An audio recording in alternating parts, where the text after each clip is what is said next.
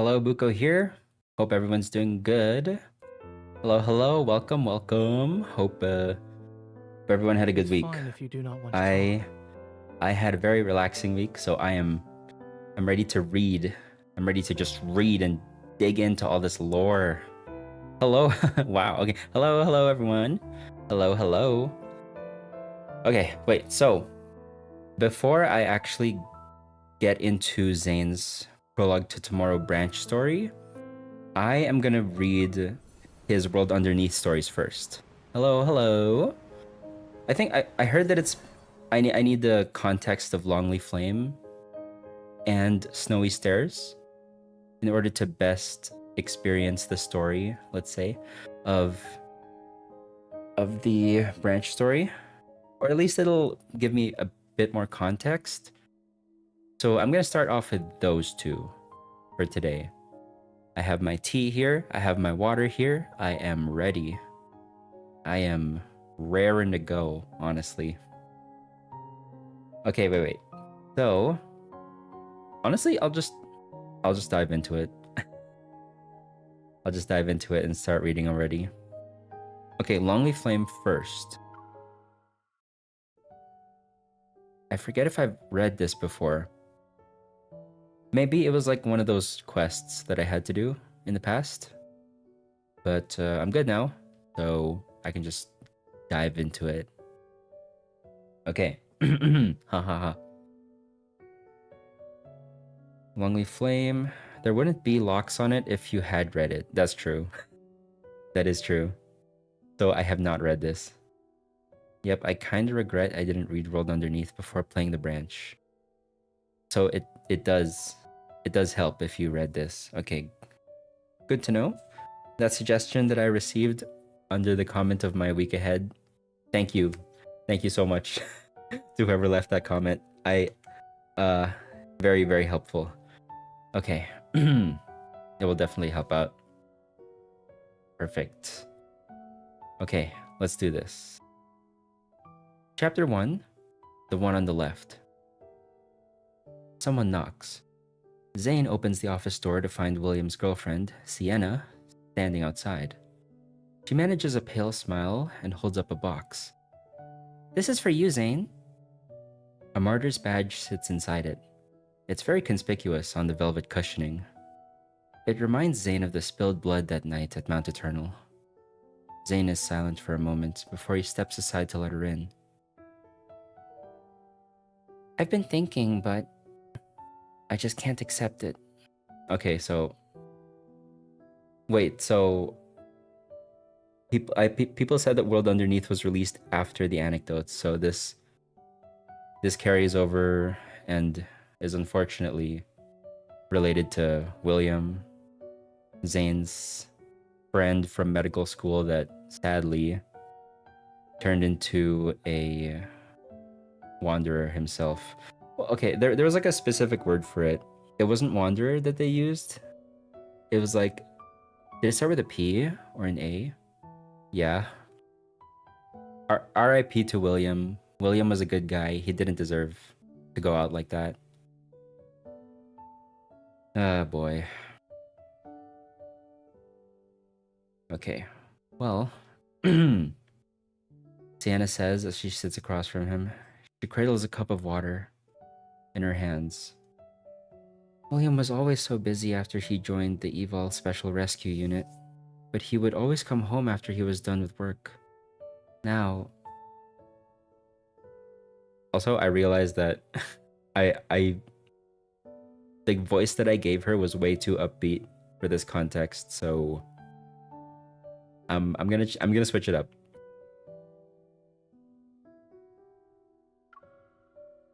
Her hand clenches around the cup as her lips tremble uncontrollably. "If I don't see this badge, I can tell myself that he's still at work and just hasn't come home yet."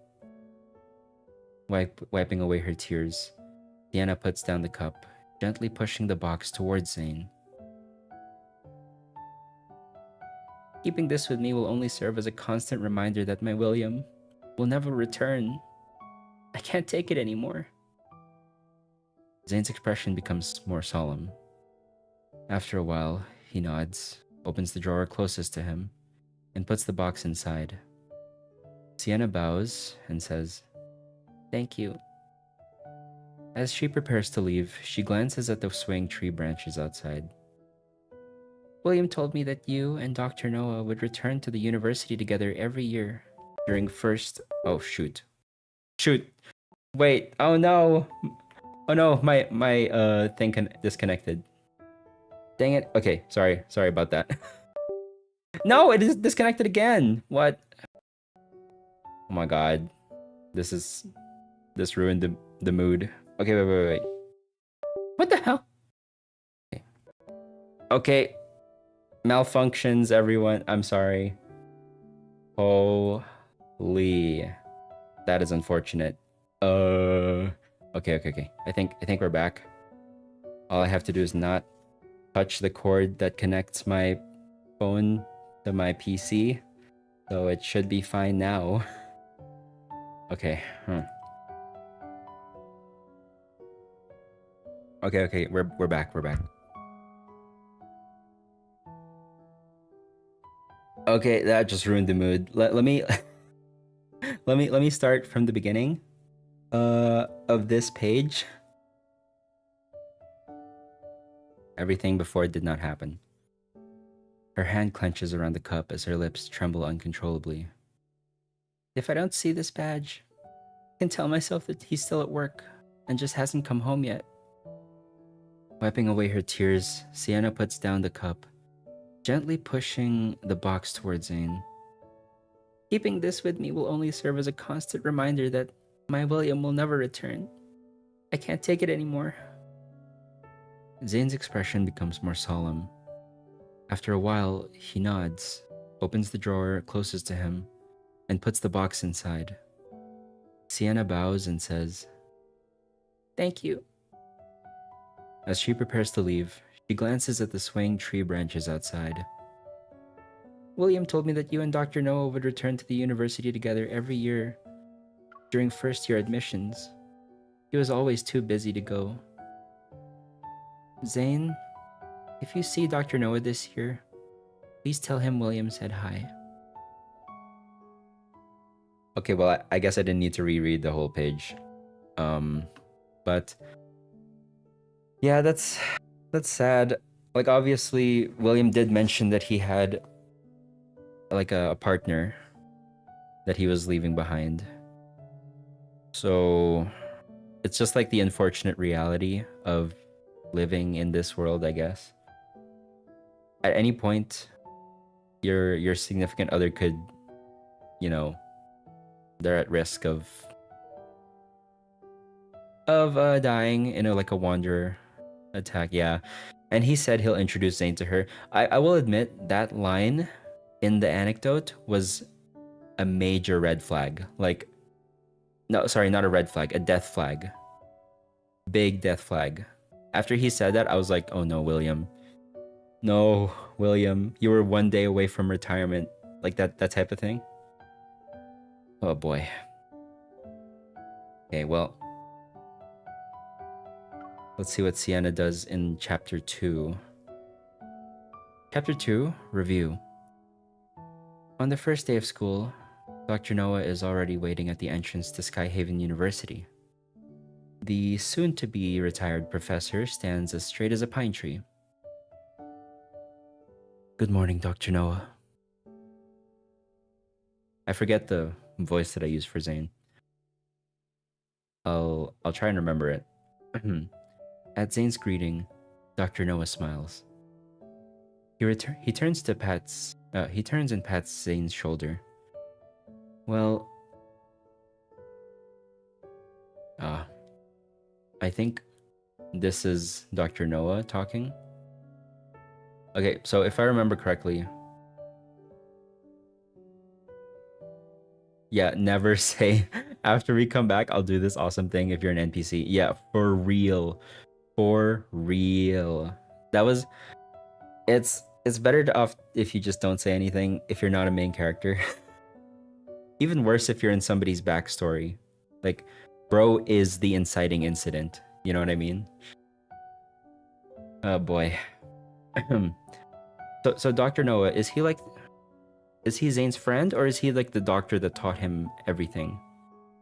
Because if it's the doctor that taught him everything in the anecdote, I need to give him like a deeper voice. He's like an old man. Let's see. Dr. Noah. Once I read it, I was like, yep, nice to meet you, Rip GG. 100%. His mentor. Okay, great. Oh, wait, you meant... This is the doctor in chapter 4. Oh. Okay. Got you. You know, I should like rewatch my Love and Deepspace playthrough. Just to be like, okay, what happened again in the earlier chapters? This is like, it's like, at this rate, I've read so many memories, so many stories. There's a lot of reading. So I need to like refresh myself on all the characters. Okay. Old man. Kindly old man. Well, it's just the two of us this year. Will was too busy, and now you are too. I wonder who'll come with me next year. His expression changes as he sighs. That boy, Carter. Never mind.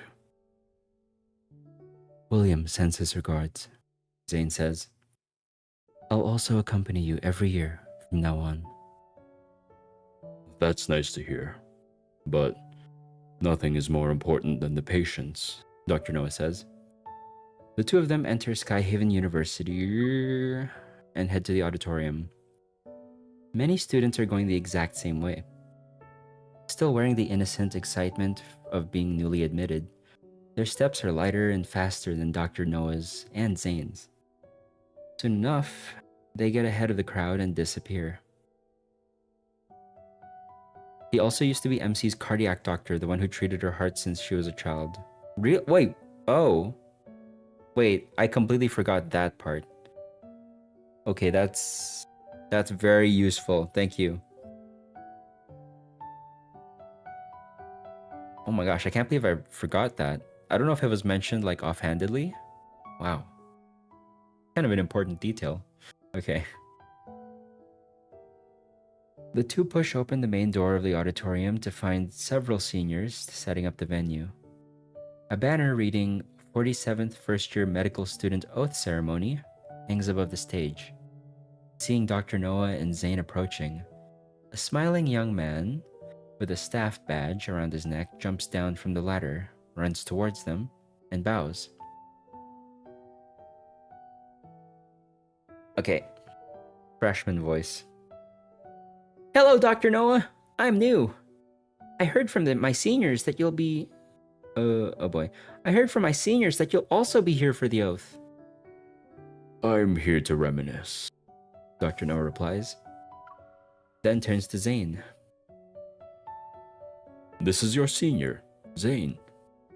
The young man looks surprised. You're the legendary 35th academic god that we all pray to before exams. And now I get to finally see you in person. Many of us look up to you as a role model, me included. Can I take a picture with you later? Zane is taken aback by the request, but eventually nods. As they talk, soft but solemn music begins to play in the auditorium. A large number of first years enter the hall in an orderly manner, standing and waiting at for the ceremony to begin. The young man bows to them again and goes back to the stage to adjust the microphone. Dr. Noah takes a step back, making way for a few students to pass by. Okay.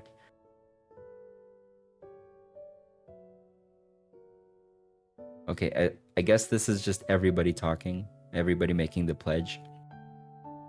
I will have the utmost reverence for human life, maintain a sense of duty and dignity in practicing medicine, and adhere to good medical standards.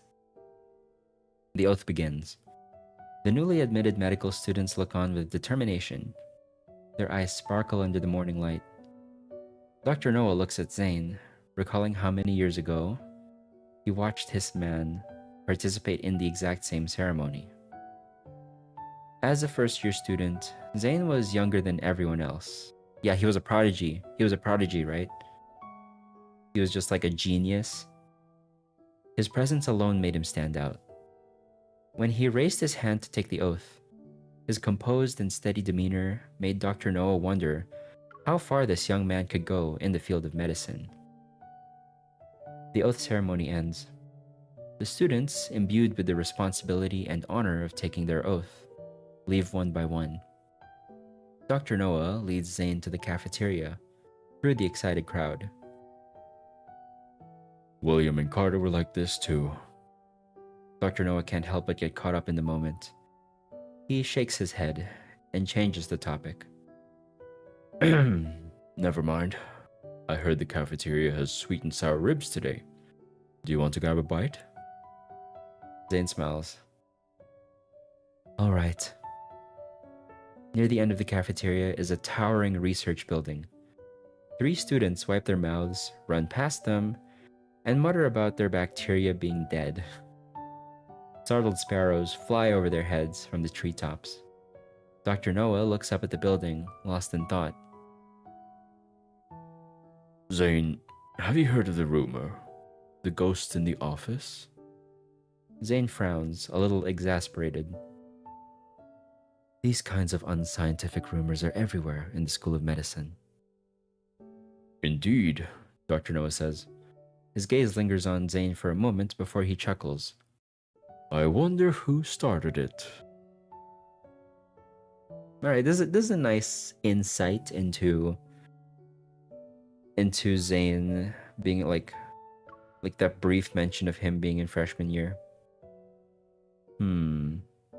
It's sad. I hope all these like freshman people don't end up having to go into the field.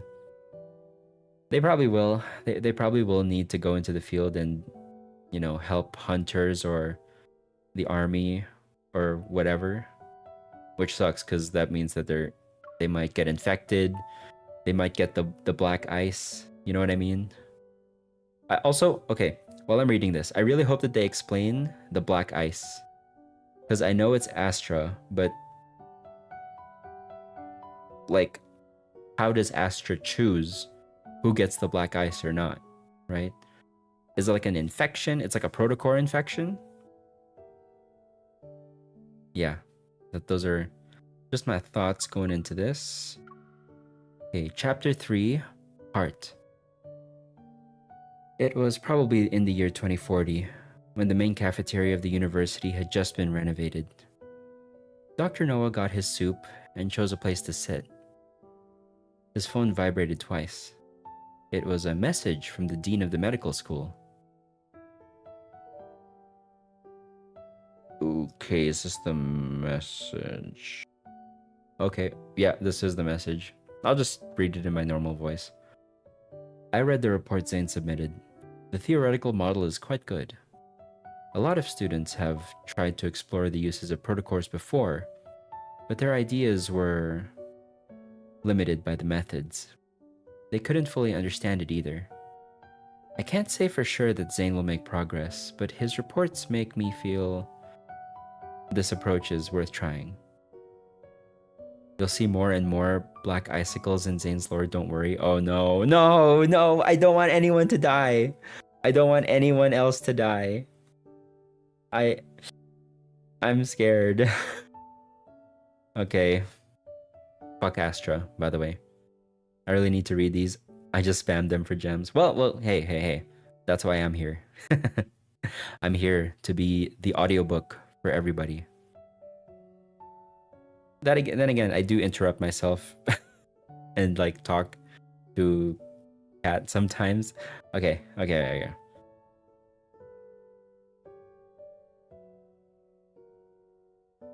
I'm gonna lock back in.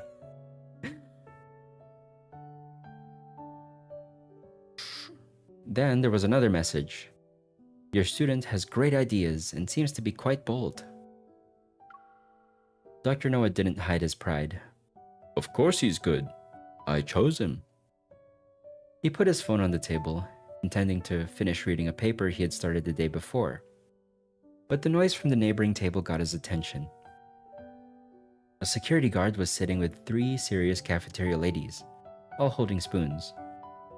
The guard, also solemn, waved his hand and began to talk.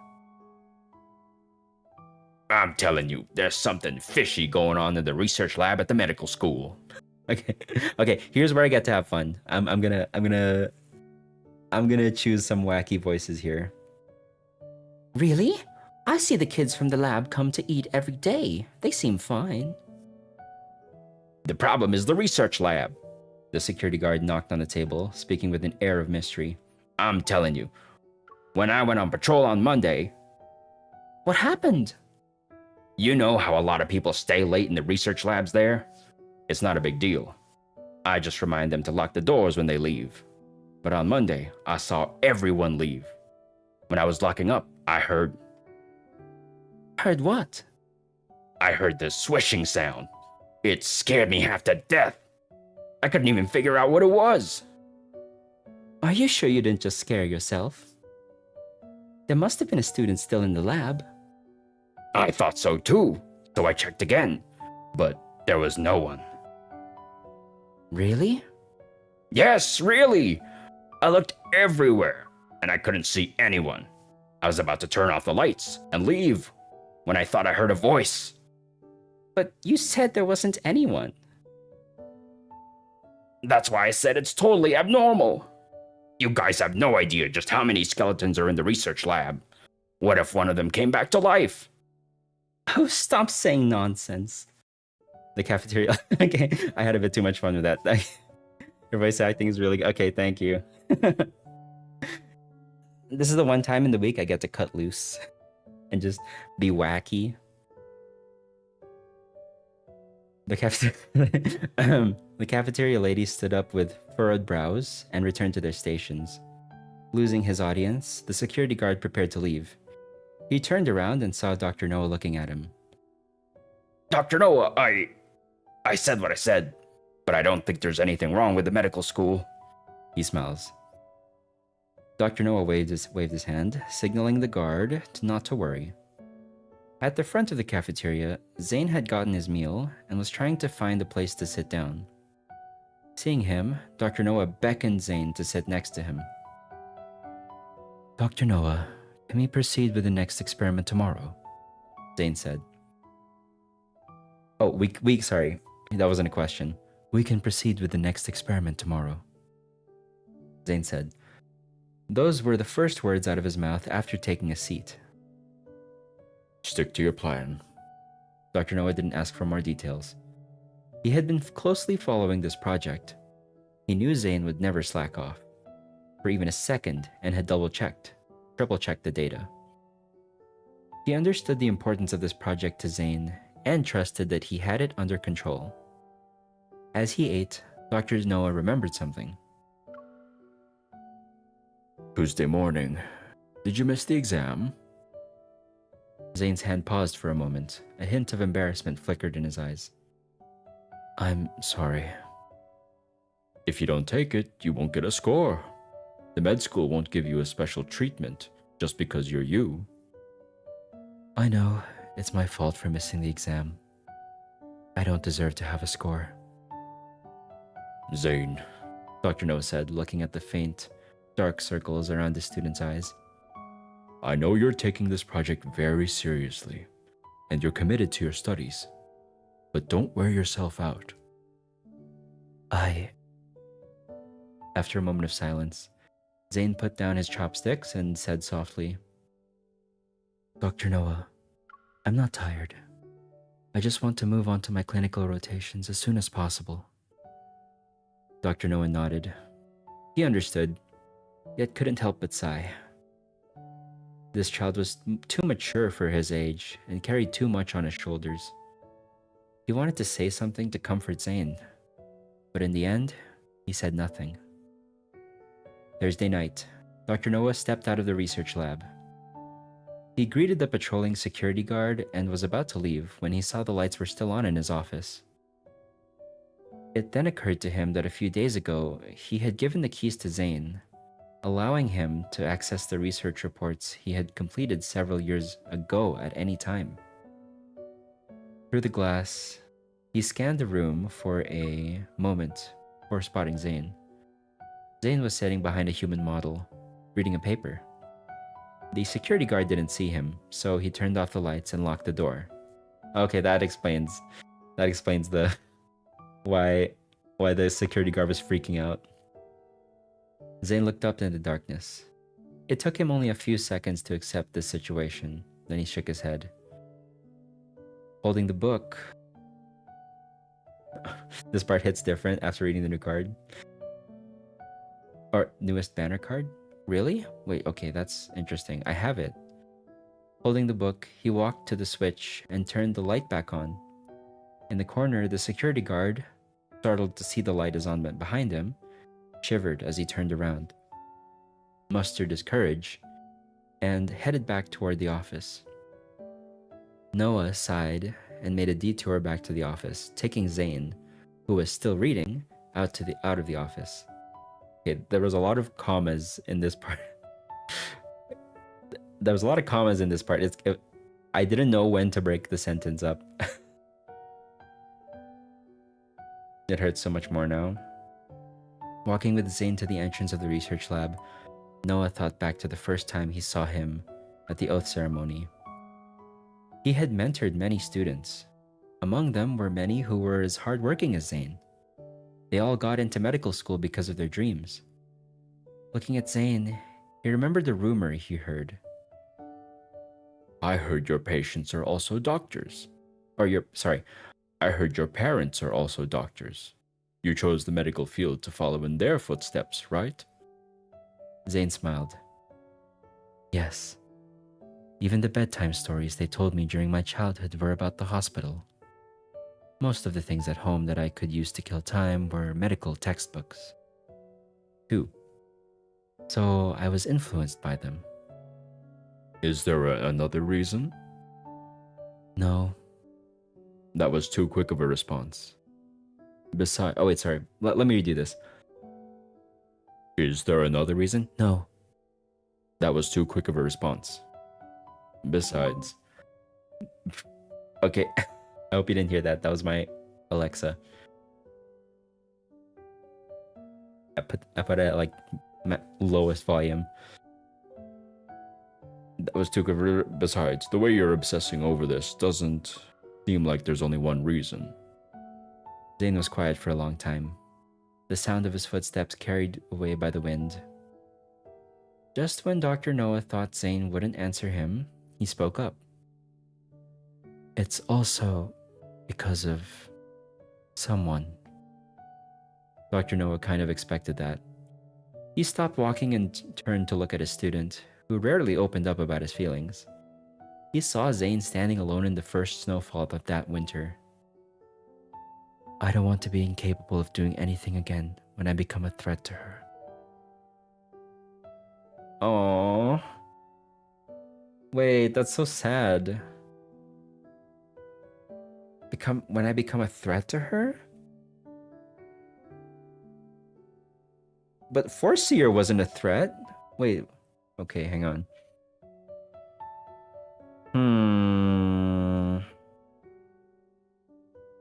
I mean, Foreseer didn't want to hurt her. Like...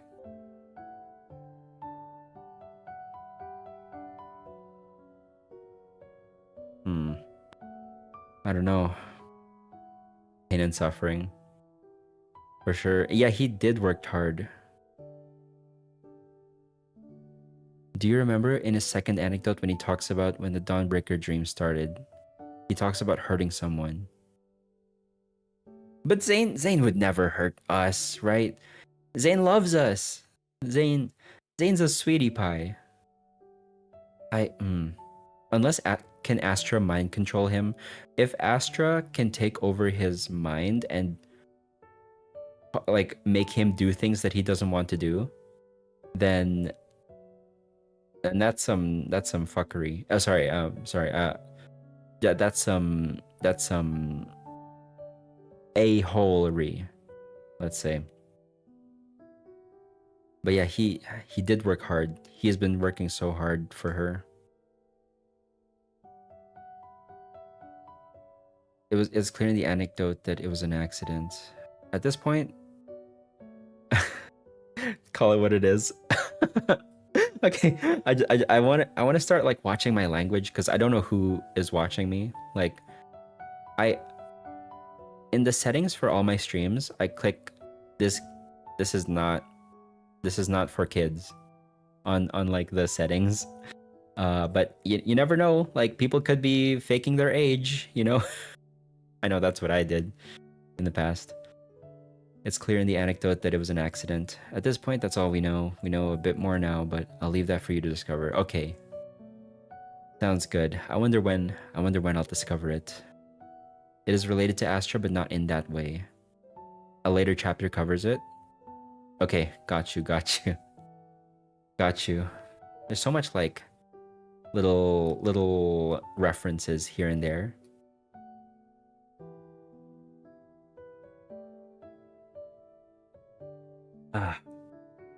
Okay. Let's keep going, shall we? Chapter 4, Oath. A few days later, Dr. Noah received a call from the dean of the medical school. He sounded displeased. He massaged his temples as he went to the dean's office. But we're like being pigeon-fed crumbs of lore. Oh yeah, for sure. That's this whole game. That's this whole game in a nutshell. Yeah, it is kind of hard to follow if you're not paying super close attention or don't have the best memory, like me. But I try to remember whatever I can, pretty much. Okay. He sounded displeased. He massaged his temples as he went to the dean's office. As soon as he opened the door, he heard a quiet voice ask, "Why did you destroy part of the experimental data, ZAYNE?" ZAYNE stood in the middle of the room, silent and expressionless. "Sure, it doesn't affect others." Oh wait. Okay, this is the dean. Maybe I should give him a different voice. "Sure, it doesn't affect others, but it could have helped this project achieve its purpose faster." The dean stepped closer to ZAYNE, his fingers tapping on the desk. There was more frustration than anger in his voice, the kind that came from a fellow researcher. "I remember you worked hard in the lab for weeks. Did you think about how erasing your data means all your efforts have gone to waste? I know it wasn't an accident. Explain yourself." Behind ZAYNE, his senior and lab mate, Carter, started to speak. As long as we "Quiet, boy." Dr. Noah pushed Carter behind him. "I'll handle this. Let the students go first."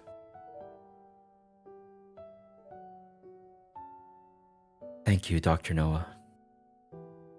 ZAYNE walked over to the flower bed and sat down next to Dr. Noah.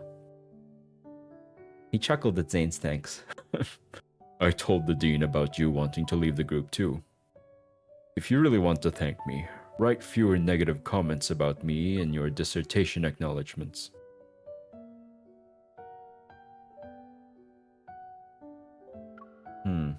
Wait. Carter, I can feel my blood pressure rising. Huh, interesting. Okay. I'm a bit confused about who's talking here. Is this...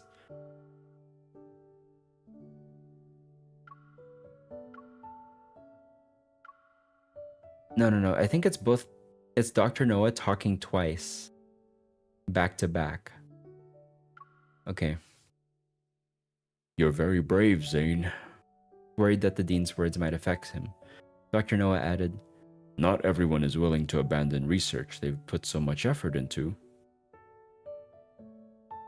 Dr. Noah, this project is about the application of protocore energy in interventional cardiology procedures.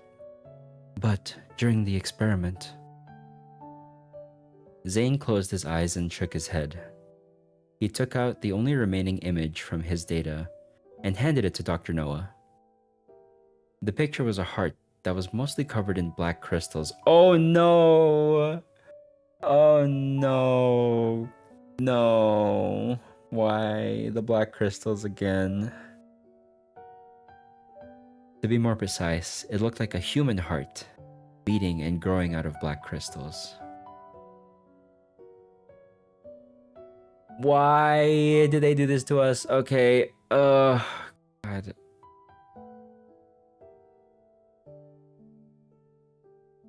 Okay, wait. So, from this one, Zane stopped his project.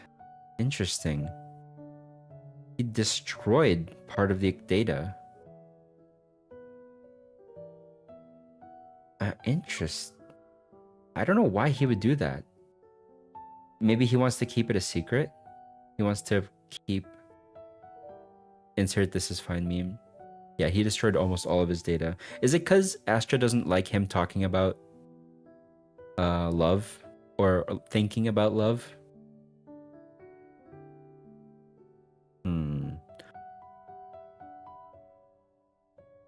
Not everyone is willing to abandon research they put so much effort into. Okay, well I'll see later why he did it. Okay, that makes sense. Yeah, okay, they'll reveal it in number 5, which is this one, Trek. Dr. Noah's thoughts return to the autumn of 2047. The students, having just attended the first-year oath ceremony, finished their meals, and they're about to attend their first class at Skyhaven University's School of Medicine. He and Zane have also finished eating, and they're taking their trays back. Still savoring his meal, Dr. Noah walks out of the cafeteria with Zane. The sweet and sour ribs this year aren't great. But no matter how bad the food is, I always want to eat here when I come back. Once I retire, I'll leave Lincoln City. At the front gate, Dr. Noah turns around and pats Zane's arm. When you're free, I'll take you to a restaurant near my home. The food there is delicious. You'll be waiting a little while until you find out for sure, but you may get a gut feeling on it in his branch. Okay, if I do, I will explain like, okay, this is what I think. This is my theory. Yeah, how do you fuck up ribs though? Like, it's just like barbecue sauce and grilling it, right? Or you just get a good rub. It's all in the rub and the marinating. Maybe they didn't even marinate it for like an hour or two or something. That's how these ribs are dry and stuff. You'll be waiting a little while until you find out. Oh, wait, sorry. Kind of crazy that we got this hint this far back before the latest chapter. Oh, okay. So you don't remove the silver skin and then they're super tough. That's true. I don't actually know what silver skin is, but yeah, that sounds correct.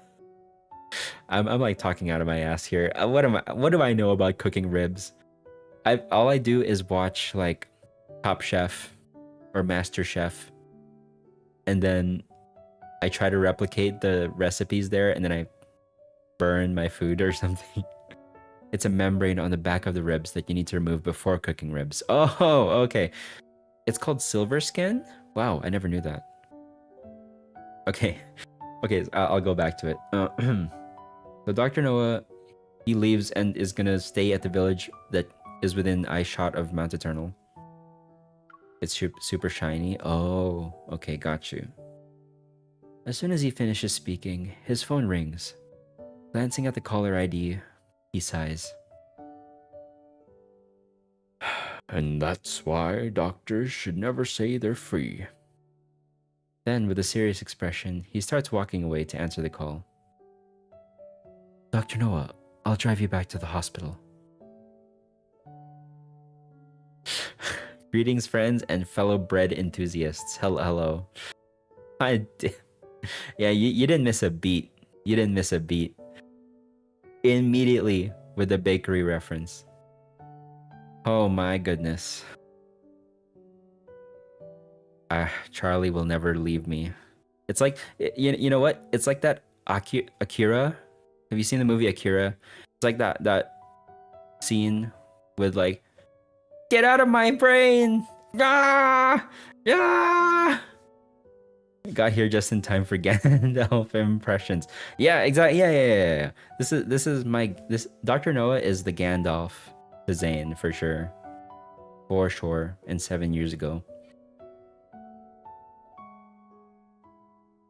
I thought you said some other thing incredibly M-rated that rhymes with correct. Oh no. See, okay, this is my mic.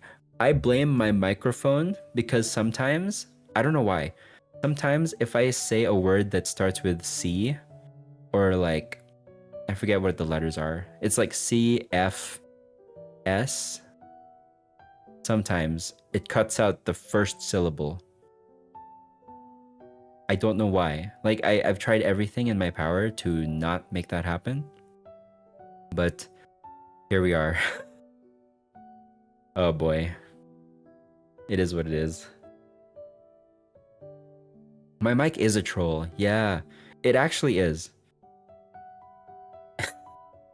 But I think it's good enough for what I'm trying to do here. But the second I can afford to the second I can afford to upgrade, I will. And then I'll sound even better, presumably. Okay.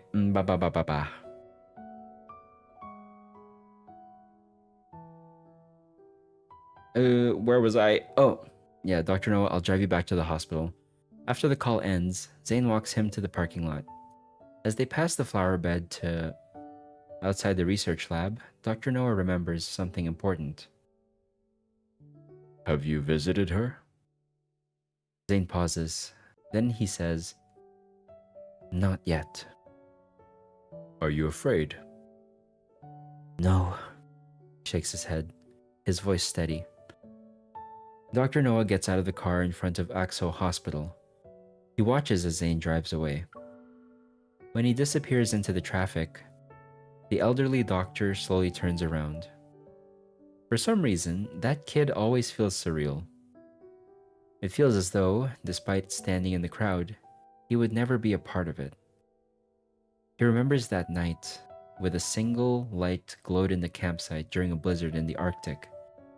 He remembered the lonely figure leaving in the cold wind the next day, when the experiment's data was destroyed. Perhaps the path the young man walks has only heavy snow and level ground. He's destined to walk alone. As his teacher, Dr. Noah can only hope for that one day a fork in the road will appear before the young man, offering him tranquil respite. Yeah, that fork being the main character. So he did it for the main character. They don't explain here why in Trek. But I guess the assumption is that he destroyed the data for her. Oh, wait, I am on the last page. That standing in the crowd, not being a part of it line is real. That's a real line for sure. Oh.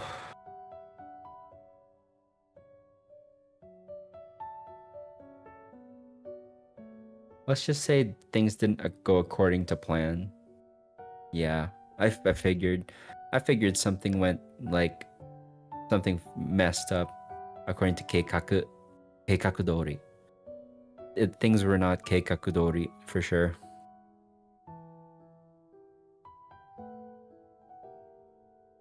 Freaking keyboard. Don't worry about it. Don't worry about it. We chill here. All right. Okay, that was Longleaf Flame. Why was it called Longleaf Flame? Oh wait, I just realized that this like staff thing, this staff thing that ZAYNE is holding, this is like the medical symbol that doctors use. It's like the universal symbol for doctors, which fun fact, I guess. It's based on the staff of Asclepius. Asclepius is this like Greek guy, way like in like hundreds BC or something, who founded a lot of medical practices and revolutionized medicine or something. Either that or he's like a god. Okay, I'm gonna be honest. I learned this from Fate Grand Order. So this might not even be actual lore. This might not even be actual real life history. So I don't know. But yeah, this staff is cool. It shows that he is a doctor. I'll be in lurk mode and watching for a potential trailer drop in 10 minutes. Ooh! Oh, okay. Yes. Crossing my fingers. Thank you, Lime Skittle. Thank you. Please let us know. Yeah, let us know if something happens. I would assume that a trailer would drop tomorrow, if at all. I'll yell it from the rooftops. Okay, I think trailer is more likely Saturday or Sunday, but yeah, we'd be like livid if it comes out tonight, for sure. I think because of the flame or reason / passion that he's been carrying. That's my guess. That's a good guess. Well, this last bit where it like it mentions like a single light glowing in the campsite during a blizzard in the Arctic. I guess that's him. That's like the flame.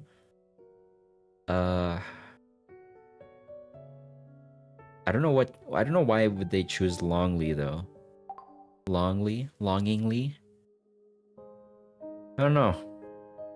Longly is a weird word. Like, I don't know if that means long as in length or long as in waiting a long time, like as a measurement of time.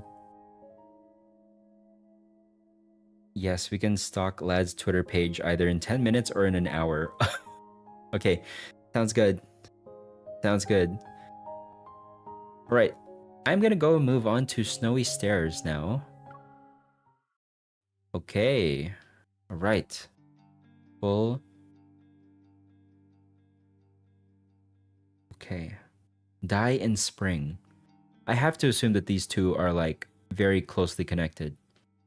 Because, you know, they're chapter 1 and 2 of World Underneath. So they're not separated. They're like right next to each other. The interesting thing about that staff, by the way, it isn't the Rod of Asclepius because that one only has one serpent. Oh, shoot. Oh, yeah, it's like it's a thing that's like the Asclepius. No. What is it? The staff that ZAYNE has there is more reminiscent of the Caduceus. I don't know how to pronounce Greek words. Caduceus, which is connected to Hermes, like the messenger god. Interesting.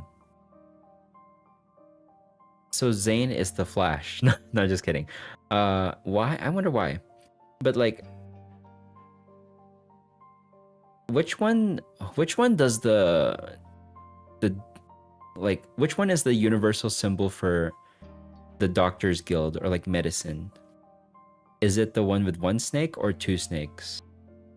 Yes, which is of course interesting because ZAYNE is also a messenger to Astra in his lore. Oh, wait. You're cooking.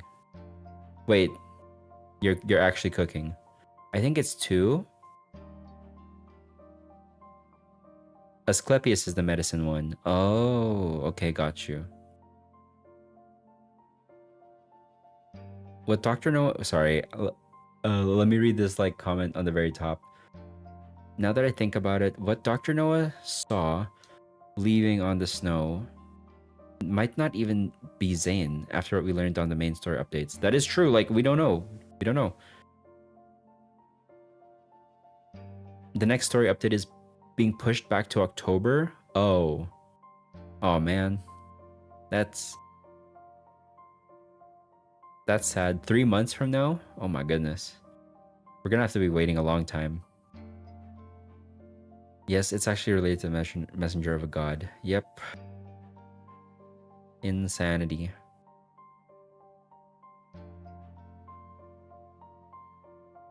Infold is very good at making things complicated. But I think we're still meant to connect it to his being a doctor too. Yeah, I probably both. I think they chose that very, very intentionally. Because people do get those confused a lot. Like I am like the perfect example of that just now. So maybe they symbolize both. Him being a doctor as well as a messenger. As someone that came from MLQC, yes, I know. I don't know. Mr. Love something. What does MLQC stand for?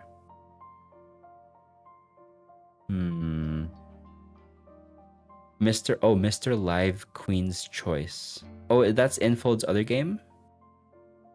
Is that their other game with where you can date very handsome men? Oh, Mr. Love Queen's Choice. Okay, got it. Not live. Got you.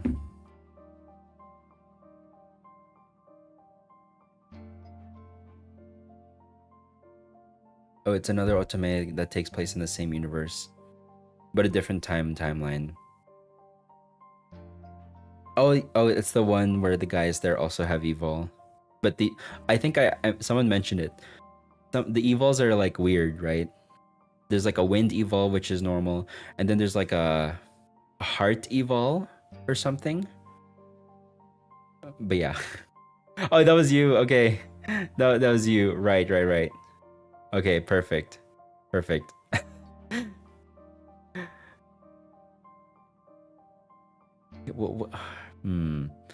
Yeah, I mean, like the elements that we have here for evil are kind of random too.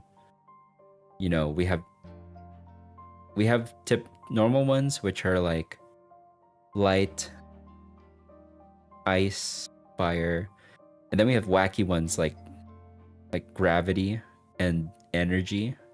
So it can be pretty random. Okay. I'm gonna focus up. Die in Spring, Chapter 1. Energy is confusing to me, right? I really don't know what Silas's evil does exactly. Yeah, one could stop time, but for all but evolvers. Another had instant attraction. That seems OP. One had the power to copy evols, and the last had wind power and flight. Energy and gravity are kind of crazy, right? I have to stop my brain from thinking things because the physics falls apart really quick with both of them. Silas sends his enemies to the Shadow Realm. Speaking about evil, every time I see strongest evolvers could be dangerous on the loading screen, I was like, what are you implying, Infold? True. Okay. Let me... Okay, this time I'll actually read. I get distracted so easily. Okay, sorry everyone. I like discussing this game with you. Okay, we'll stop distracting you. No, it's okay. Keep distracting me. I'm okay with it. It's fun. Okay, all right. Who is talking here? Carter. Okay. Carter. What voice do I want to give Carter? Okay, wait, okay. I'm gonna ask everyone here who knows Carter, give me like a character trait. Like, can you tell me a character trait about Carter? Because he might be important, because he was mentioned by ZAYNE previously.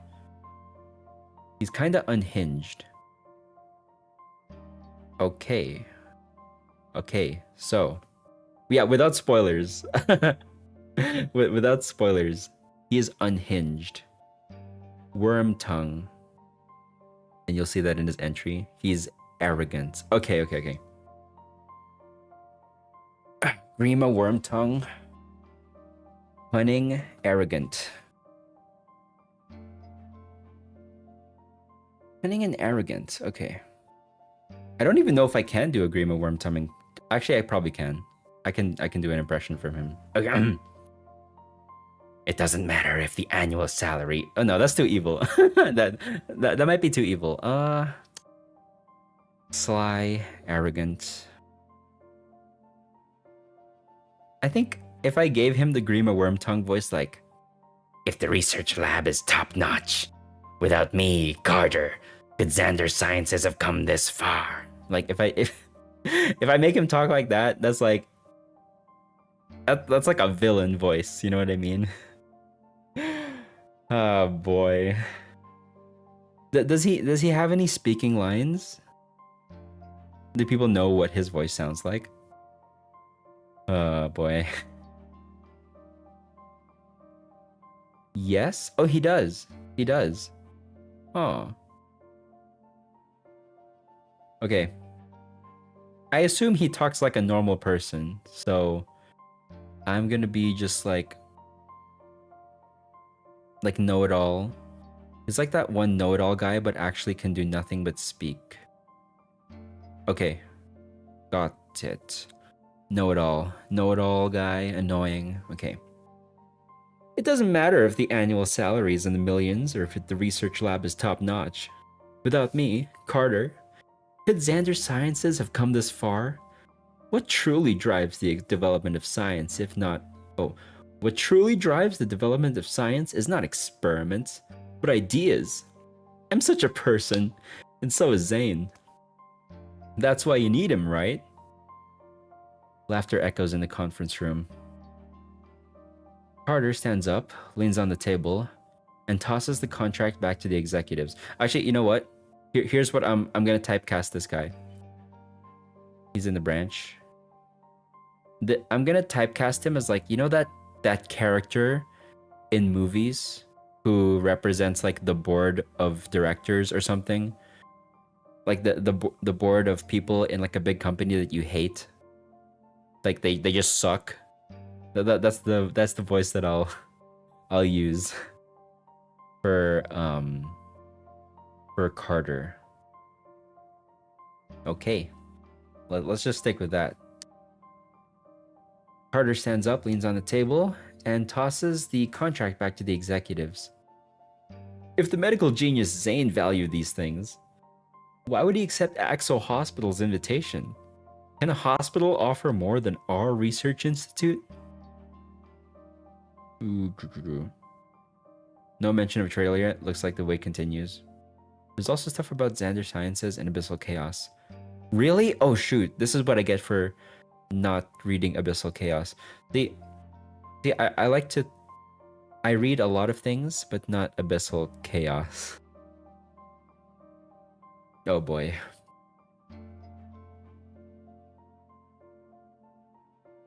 There might be a trailer in 30 minutes or an hour. Okay. Find Tobias.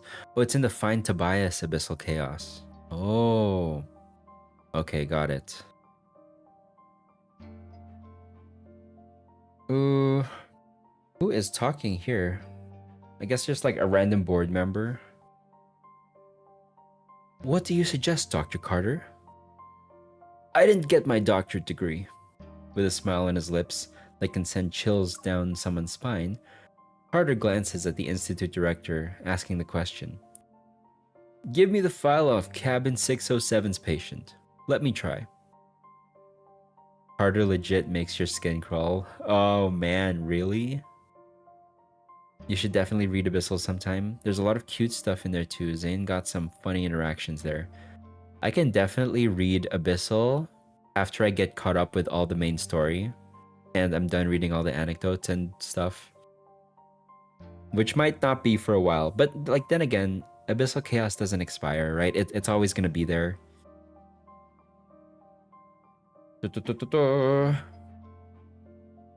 After a round of New Year's fireworks, 2048 officially begins.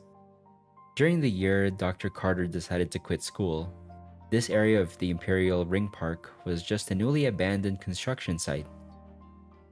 The property owner declared bankruptcy, and it turned out that they had invested in the emerging industry of protocore technology in Skyhaven. The homeowners formed a group to defend their rights on the construction site. Carter and ZAYNE happened to pass by and saved an elderly man who had a heart attack.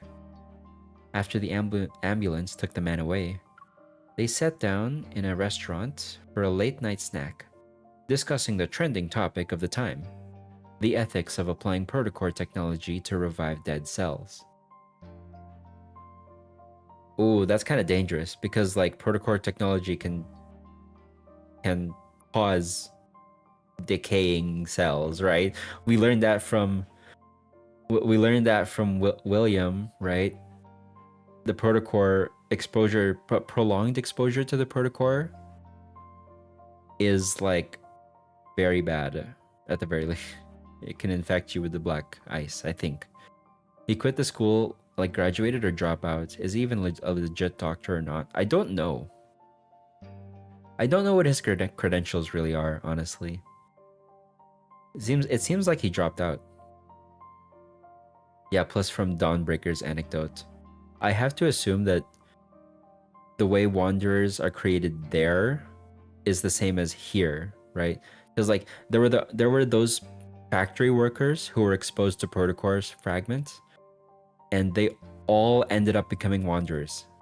So that's gotta be the same here. This is unethical. I have to assume that ZAYNE is in the camp that doesn't want to use protocore technology. And maybe Carter is. At dawn, the door of the restaurant opened again. ZAYNE headed in the opposite direction in the morning fog, and they never saw each other again. Whoa. The woman ZAYNE killed said, yeah, exactly. Yep, they were turned into monsters when they were exposed to protocores. Yep, the protocore factory, right? Craziness. Like, they need to publish that. They need to get that information out there, right? Now, vibrant plants have replaced the construction rubble, and Imperial Ring District has been revitalized with the resurgence of Lincoln City. However, Carter believes that no matter how the world changes, ZAYNE will remain the same. He knows this is the path his stubborn junior will take every day for his morning jog. Actually, yeah, protocore energy does, to me, it sounds a lot like radioactive energy. Radiation.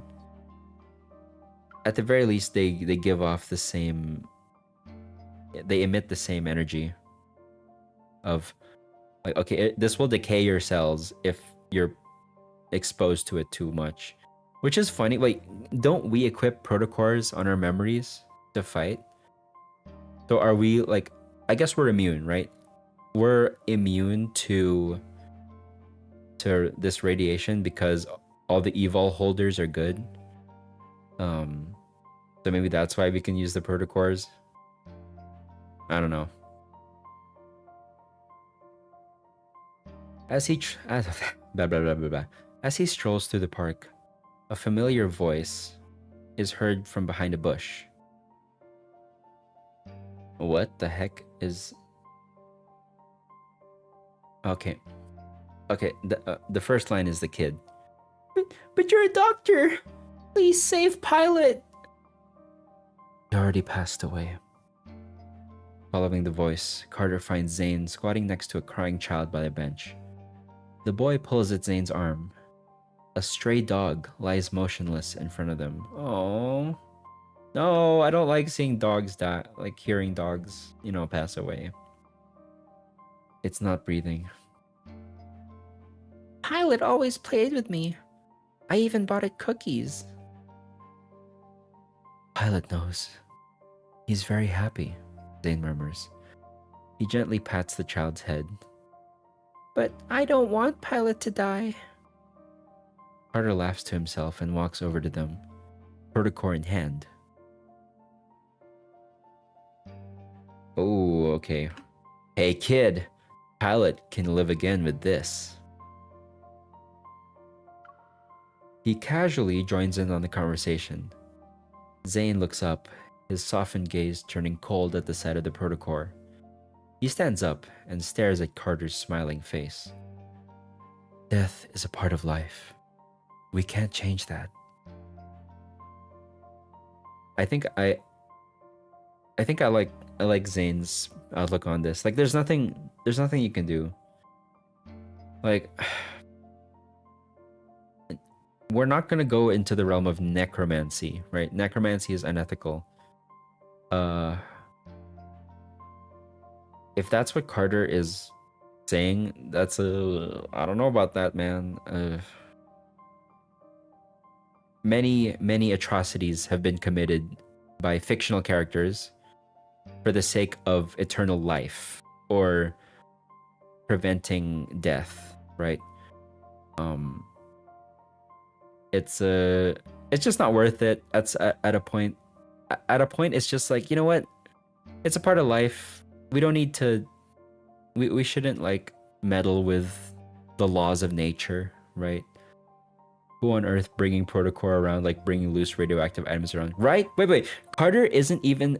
He's not an evil carrier, right? How is he able to carry a protocore and it doesn't do anything to him? Maybe he has it in like a little insulated box or something like that. Oh boy. Well, we'll see. Chapter 2. Yesterday once more. You're still cold-hearted, Zane. The dog also counts as a life. And the poor kid is heartbroken. Carter follows Zane to the restaurant they visited all those years ago, which is now a fast food restaurant. He squints and looks around as if admiring its rebirth. If someone wants a life to continue, how would you know if you can't bring it back? Shouldn't you try first? Carter remembers the frightened look in the child's eyes when he brought the protocore close to the stray dog. Blah. Oh boy. That was rough. Let me read that again. Carter remembers the frightened look in the child's eyes when he brought the protocore close to the stray dog. Then again, you're right. Most people don't even want to try. Tell me, is the natural law an unshakable moral boundary? Or is it just a comforting phrase people use? His voice drips with sarcasm. Well, for the people in Dawnbreaker's timeline, it was prolonged exposure, so perhaps he hasn't been exposed enough. Yeah, it's like, okay, they never explained how long they were working with protocores, right? Did they give a, like, did they say, oh, we've been working for years in this factory? Or like months? I don't know. Yeah, maybe Carter just got this one. No, we don't have any timelines. Okay, shucks. Okay.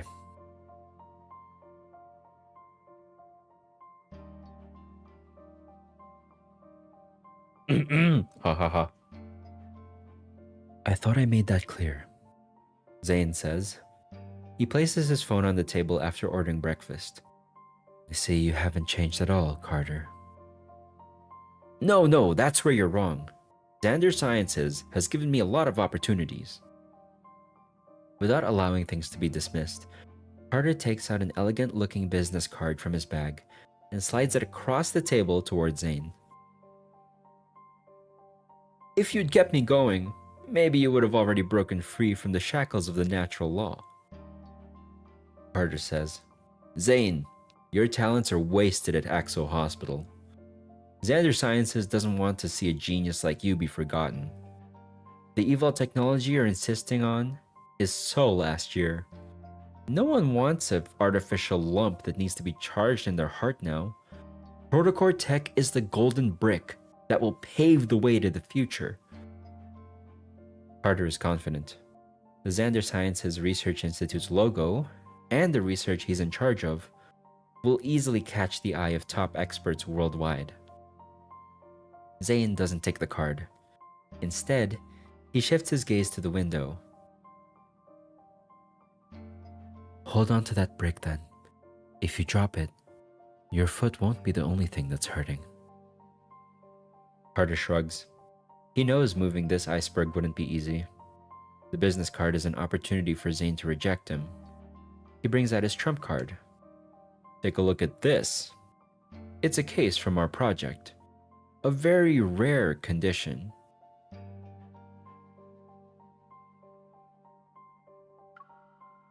Carter sends the meticulously prepared medical record of cabin 607's patient to ZAYNE's phone. ZAYNE doesn't move, so Carter reaches out and accepts it for him. Oh no, it's us. It's us, it's the main character. The patient's heart surgery is scheduled for next week. Oh wait, no, it's not. It's his other organs. Never mind. Okay, ignore what I just said. His other organs are in such a terrible state that he may not survive the side effects of this treatment. We're at a loss. Why don't you take a look? Knowing ZAYNE can glean insights from abnormal data in the medical record, he doesn't provide any more details. As expected, ZAYNE looks away, furrowing his brow in barely disguised displeasure. Are you unsure of what to do? If that's the case, Xander Sciences wouldn't have kept him until now. Smiling, Carter nods. That's why we need you. My skills are nothing compared to yours and Dr. Noah's. I can't be as meticulous and efficient as you. The restaurant owner brings out a bowl of sweet tofu pudding and places it in front of ZAYNE. That sounds so good. Carter laughs again. Dr. Noah thinks highly of you, you know. He would mention you to me and Will all the time back then. It made us really curious about you before we met. Eating a spoonful of his hot and spicy soup, he continues. You may not like Xander Sciences, but the patient is innocent. Just like that dead dog. Oh, just like that dead dog. He also has families waiting for them. Take a look, Dr. ZAYNE. It won't violate your medical ethics. I don't like how pushy Carter is. He seems like, at the very least, he's very fishy, you know? It's like, what's your goal here? Why do you want ZAYNE to join so badly? Like, I know he's better than you, but like, why do you need his skills? You know what I mean? Why? Sus. Basically, this guy's sus.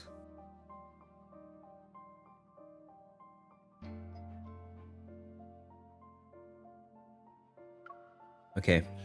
Chapter 3, Undying Tree. He's so sus. He lives and breathes among us. Yeah, exactly. Yeah, he couldn't do what ZAYNE did, basically. Yeah. It's... ZAYNE better not... Like, I know he won't, but ZAYNE better not do anything to help him, whether accidentally or not. The person Carter has been waiting for still hasn't stepped through the doors of Xander Sciences, even after Cabin 607's patient is brought into the operating room. 5 hours later, the less than successful surgery forced him to confront the gap between him and the genius once more. They worked on the theoretical model of this research back in school. He even outperformed ZAYNE on this front. Yet, when it comes to applying it, things never go smoothly. Where does he fall short compared to ZAYNE? He desperately wants to know what ZAYNE discovered and why he stopped researching it. Dr. Carter, Dr. ZAYNE is here. Carter stiffens at the news. He quickly raises his head, masking his frustration. By the time he swivels around in his office chair and stands up, his usual confident demeanor is back. Xander Science's life pods look like enormous capsules with countless intertwined tubes connecting them to the surrounding equipment. Red tubes sucked away death, while the blue ones injected new life. Ugh, I don't like the sound of that. The daily cost of one device could burn through a month's worth of resources in a regular hospital's ICU. Xander Sciences has 15 of these. Okay, that's expensive. Outside of cabin 607's glass window, Zane stares at the patient who's soaking in the liquid, shriveled like a skeleton. It reminds me of the one pod Tobias used in Abyssal Chaos. You know what it reminds me of? Does anyone know Star Wars? This reminds me of a Bacta tank, which, basically, if you've never seen Star Wars, they put people in these like tubes filled with green liquid, and it heals you pretty much, like a Bacta tank. I'm such a nerd. Okay, it is what it is. Familiar, isn't it? Carter walks up to the cabin's exterior, crossing his arms and admiring the ward that looks straight out of a sci-fi movie. See, exactly. See, Star Wars, that's what I'm saying. You're late. His heart regeneration failed, so we had to put a new one in to keep him going. How did you perform the surgery? You'll know everything if you join us, though. Actually, you won't struggle with this conundrum. You might be one of the most familiar with it. Zane being here means there's hope. Feeling he has the upper hand, Carter teases him. Remember the project we worked on for several years at school? The same one you stopped? I brought it to Xander Sciences. Now it has a name. X-Heart. Zane frowns. Have you conducted animal experiments with it? Of course we've completed all the standard procedures. Otherwise, I wouldn't have invited you. When he was admitted, he only had less than 6 months. It's been 2 years now. Yeah, he stole it. Yeah, he's such a fraud. He's such a fraud.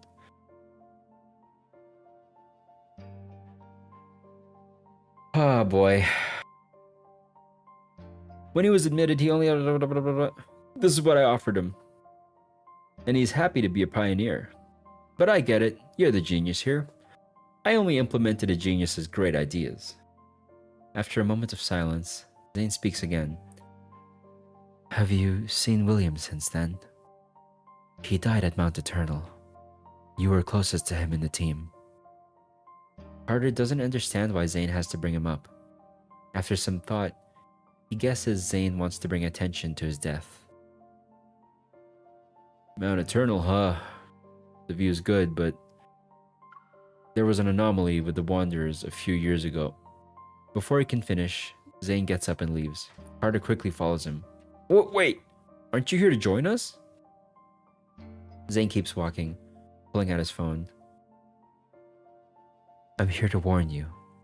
Adding a Trojan horse in the medical record you sent can easily get you arrested. Carter watches as Zane walks further and further away, unmoving as always.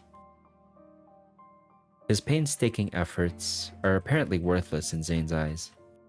In the empty corridor, Carter clenches his fists, unable to hold back his words. Zane, I'm giving you an opportunity. You better consider it. Our job is to save people. If we can control life and death, why shouldn't we? Don't you remember what we thought every time a surgery failed? Give me another chance. I could save him if I had another chance. This is the chance we've always wanted. There is no we. Damn, Zane put him in his place.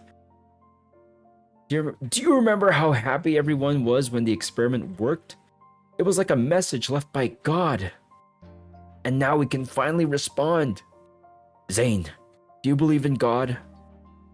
At the end of the corridor, Zane finally stops and looks back at him, his hands in his coat pockets. You're crazy. Oh, that's unfortunate.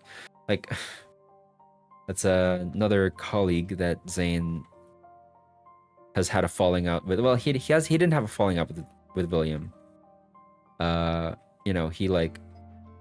He lost William, unfortunately, and now Carter became a dick you know? Yeah, he just stole his work without his consent. Insanity. Insanity. And yeah, that is an Astro reference. For sure. And 7 years ago. Okay, I said that already. Chapter 4. Gone. After leaving cabin 607, Zane walks to the elevator. The sound of rolling wheels comes from an unassuming door next to him. Through the small window, he can see a hallway. A metal cart used for waste disposal passes by. There's a lifeless hand poking out from under the white cloth. Make way! A simple-looking couple blocks the cart. The masked researcher sounds exhausted and tries to push the cart forward. Isn't this what you agreed to when you accepted the Institute's donation? Once they select him, we have full usage and disposal rights. He's gone now, so there's no need to play the part of a dutiful parent. Who the fuck says something like that? Wait. He stole it, yet he couldn't even copy it properly. What a joke. Yeah, no, he's so bad at his job.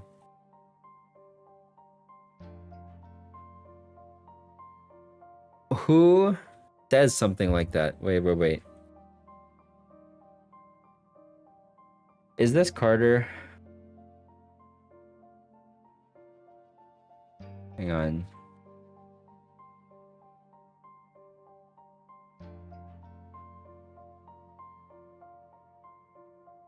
That is an insane thing to say in front of parents. Whatever. That's because he doesn't know the theory behind it like Zane did. That's why the results weren't the same. Yeah, Zane is a prodigy for a reason. You can't just copy his homework and get the same results. Oh my goodness. Carter is an idiot. The woman tightly clutches the cart's iron rails. She's almost kneeling. But he's our son. Please let us see him one last time. We promise we won't tell anyone. Just so you know, he came straight from the operating table. He doesn't have a heart anymore. Do you still want to see him? Excuse me, Zane says as he opens the door. Could you leave him with me a moment? With me for a moment. Over the past few months, Zane has become well known at Xander Sciences, so the researcher recognizes him. Oh, he did join. What the fuck? He did join. All Zane wants is a clean room and a set of surgical tools. The researcher hesitates. It's a favor that can be easily granted. All right, but no more than half an hour. After a while, the young man who had lost his heart finally appears before his parents in a clean, intact state. Oh no, they just saw his face around a bunch of times? Okay. I was like, okay, so he just visits. No, he didn't. I guess Carter just talked on and on about him so everyone knows him. Got you. Yeah, I guess Zane visits, and so often that he is well known now. He probably wants to put an end to Carter's like bullshittery. The father presses his forehead against the wall, his hand tightly clutching his chest as he bites his lips. The mother bends over the bed, her head buried deep in the white sheets. Moments pass, and then Zane hears her muffled sobbing. Son, we've come to say goodbye. In the surveillance room, Carter watches the whole thing through the screen. A smirk plays on his lips as he opens the comms. What? What? A smirk? You have the audacity, sir. Okay, wait. Why would anyone? I don't care what you're thinking. Why would anyone smirk upon seeing this tragic like scene playing out in front of them? Yeah, but Zane, do you remember what we discussed before? We talked about it for a long time. In this era of technological advancement, why must we face death? On the screen, Zane slowly turns to the camera. Unfortunately, he's just too far away for Carter to see his expression. My perspective has not changed. We will face death eventually, one way or another. Then Zane glances at the couple. Just not like this. Yeah, I don't like Xander Industries or Xander Sciences. I don't like this place. I can't agree with their methods. Wait, sorry. I just need to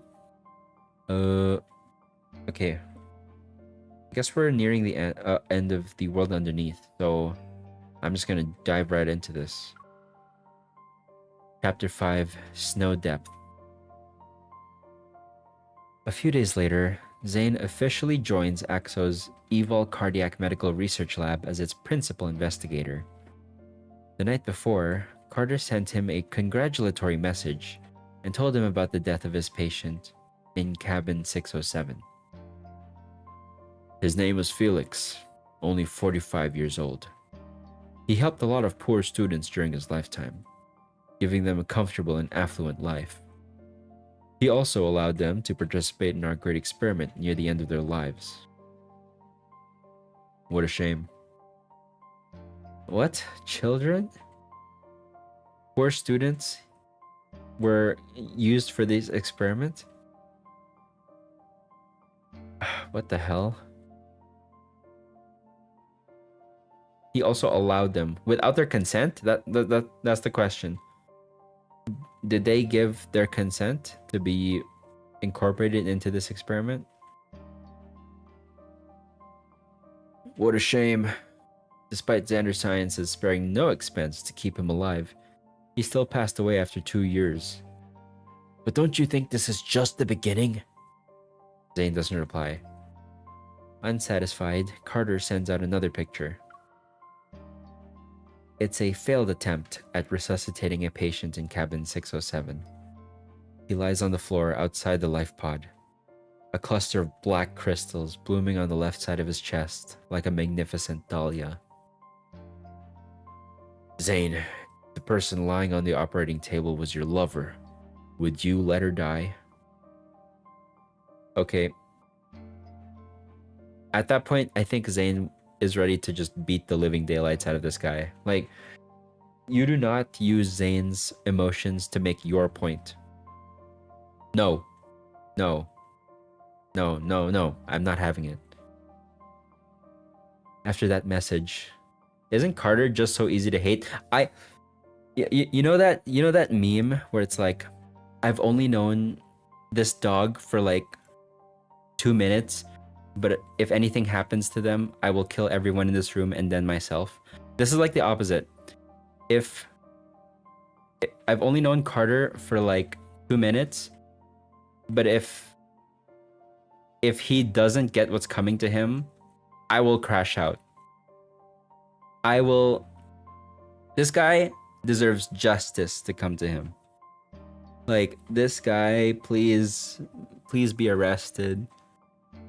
Actually, you know what? The most punchable face, and you've not even seen it yet. Yep. Imagine if Carter is the sixth love interest. They would make no money. They would make no money if he was the sixth love interest. Okay. Anyway.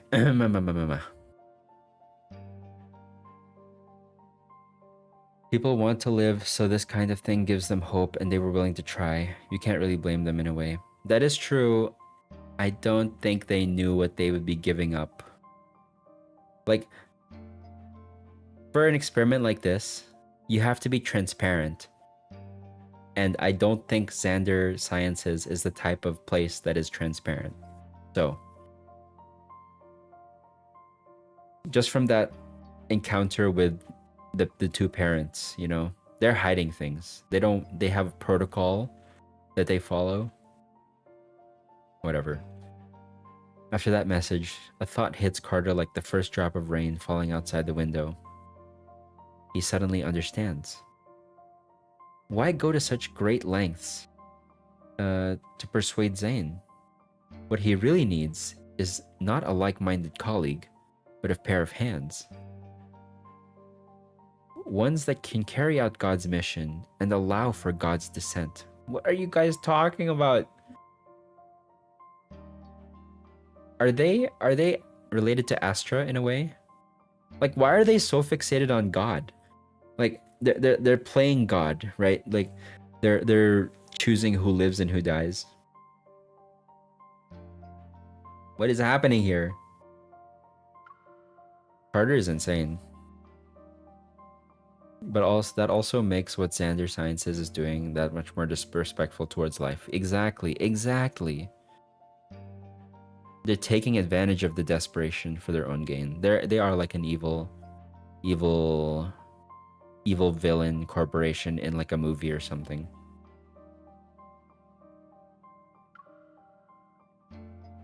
Wait, okay.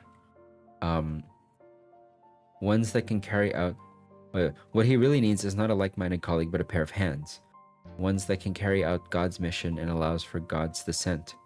ZAYNE's hands. Carter remembers that ZAYNE became a doctor because of a girl. A person like him wouldn't join Axel Hospital for no reason. He has to be taking over Dr. Noah's work.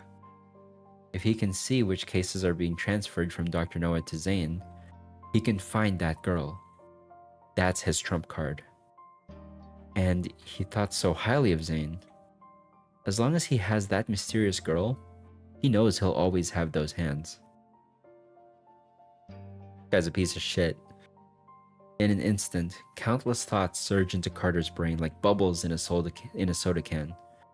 Maybe that girl is even more interesting than Cabin 607's patients, considering how Dr. Noah and ZAYNE seem to be unable to help her. Well, he's right about that. We do have an interesting case in our with our like unicorn power. Maybe her value to X heart would far exceed that of ZAYNE's. ZAYNE, you should know that you're rejecting a path to life's truth. My answer hasn't changed either.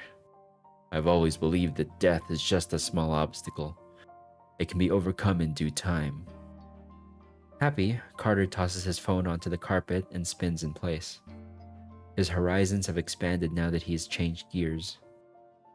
He pours himself half a glass of red wine in celebration and raises it to the highest point of the city lights as it's soaked in heavy rain. A toast to humanity's greatest dream. Spoiler alert, she'll hate you too, Carter. Yeah, exactly. The feeling is mutual, Carter. So, we're good. In a dimly lit study, ZAYNE reviews the patient records Dr. Noah transferred to him. He sees a name he knows all too well. He recalls the conversation he had with Carter back in medical school. They sat across from each other at the restaurant. ZAYNE had stared at his senior as he was about to eat. Even if we can avoid death, we still need it, he said. Now, ZAYNE rubs his temples. He stares at the name for a long time. Then he takes off his glasses, leaning back slowly in his chair. As if time and space intertwined, Carter's indignant voice rings in his ears and questions him once more. Wouldn't you use everything in your power to prevent your loved ones from dying? Of course he would. ZAYNE answered this question countless times in his heart, and no matter how many years have passed, his answer still hasn't changed. He would do everything he could to prevent her death and save her. But the night is long, and the fog is dense. If the end of the road is truly what's left, ZAYNE closes his eyes. At least he still has another option, his last one. And before the storm arrives, he only hopes he can walk a little further on this rugged path. He could also hold her hand and resist the Sorry. Could also hold her hand and resist the avalanche-like onslaught of selfish wishes together.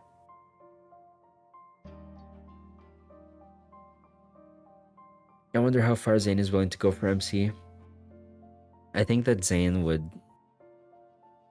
Like, I can see ZAYNE giving into the dark side to save MC if push came to shove.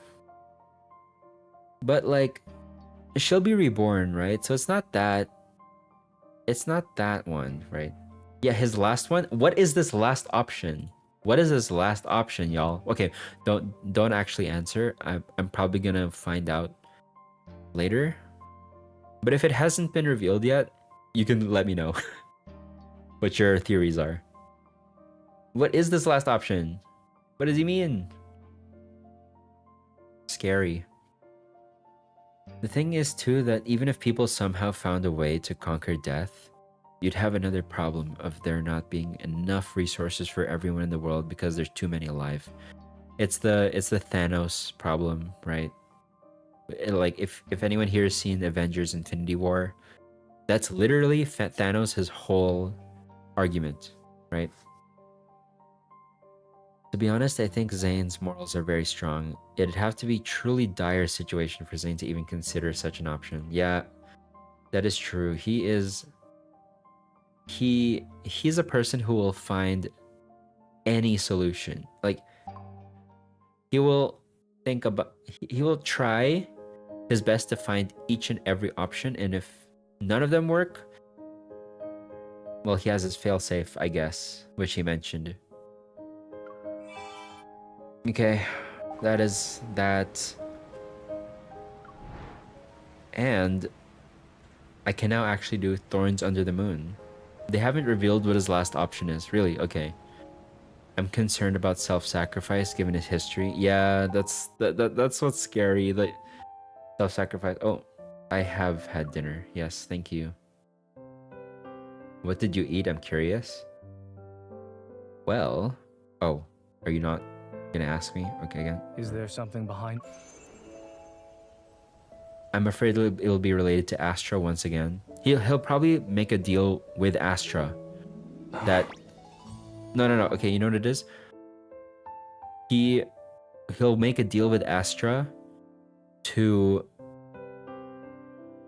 keep her alive. He will forget his love for her if it means that it'll keep her alive. That type, I don't know, something like that.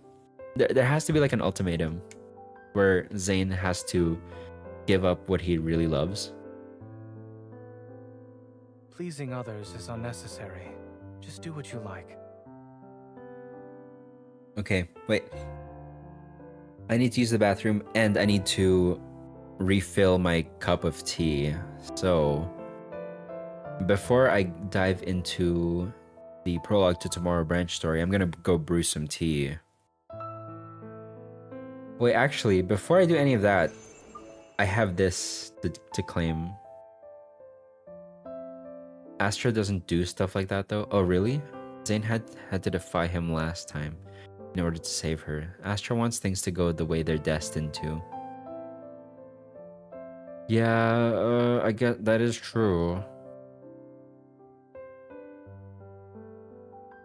It probably is like a self-sacrifice type thing.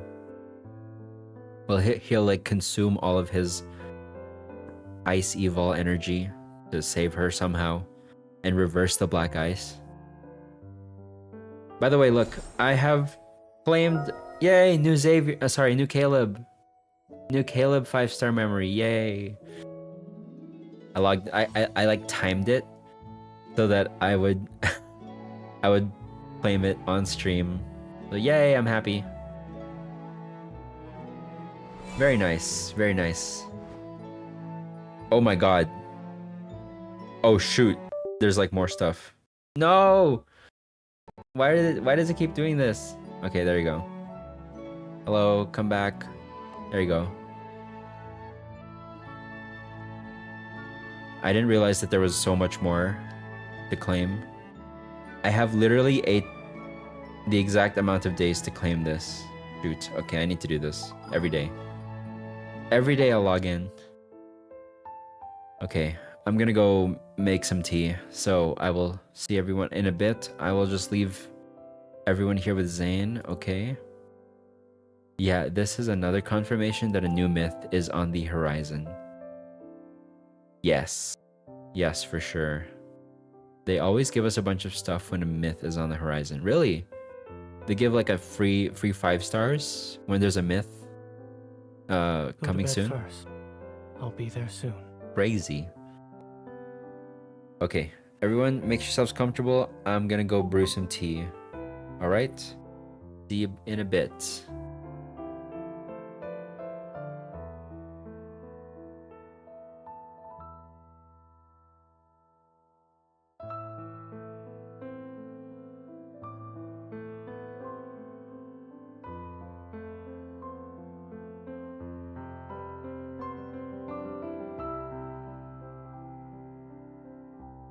Go to bed first.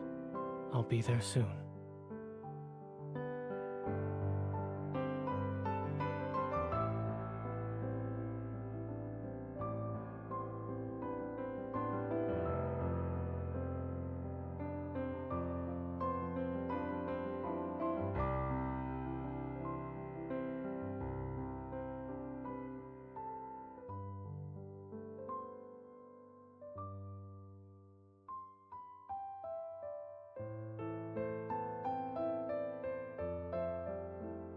Go to bed first. I'll be there soon.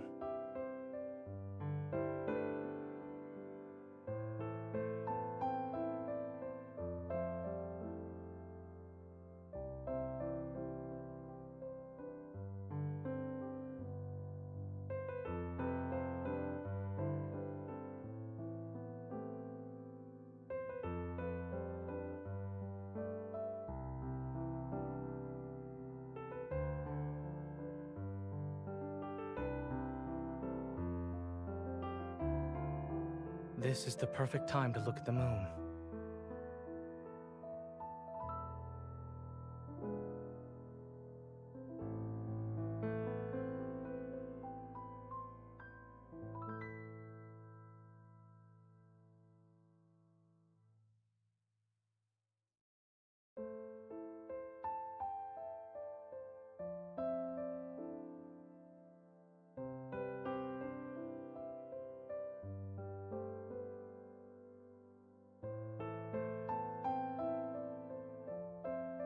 I'm not annoyed. I have a lot of patience.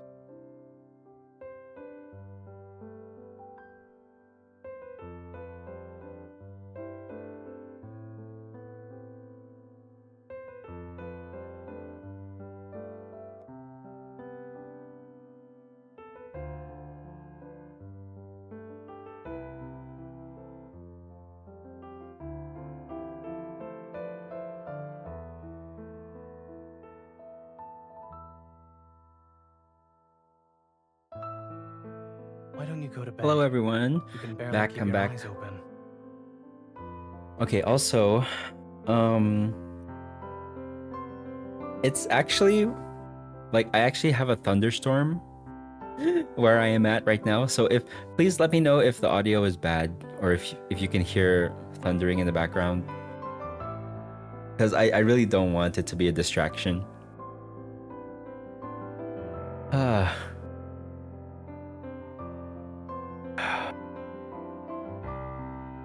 ZAYNEpocalypse is so true. You're acting a bit odd today. What's wrong? I want Raph's wedding card, but I need to resist for the ZAYNEpocalypse. Oh yeah. Yeah. The ZAYNEpocalypse is gonna be crazy. So are people saying that there's gonna be a trailer in 10 minutes? Oh. Is that like for sure? Because like hopefully in 10.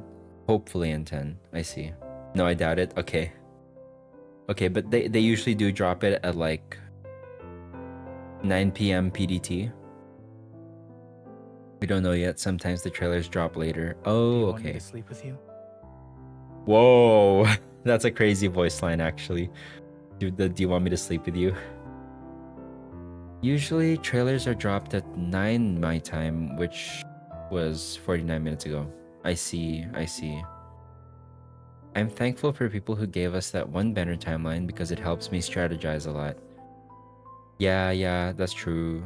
That's true. I need to start like rationing, you know? Oh, I can claim. Wait, I didn't claim these yet for my daily. Oh, this ends in 3 days. You know what? I think I'll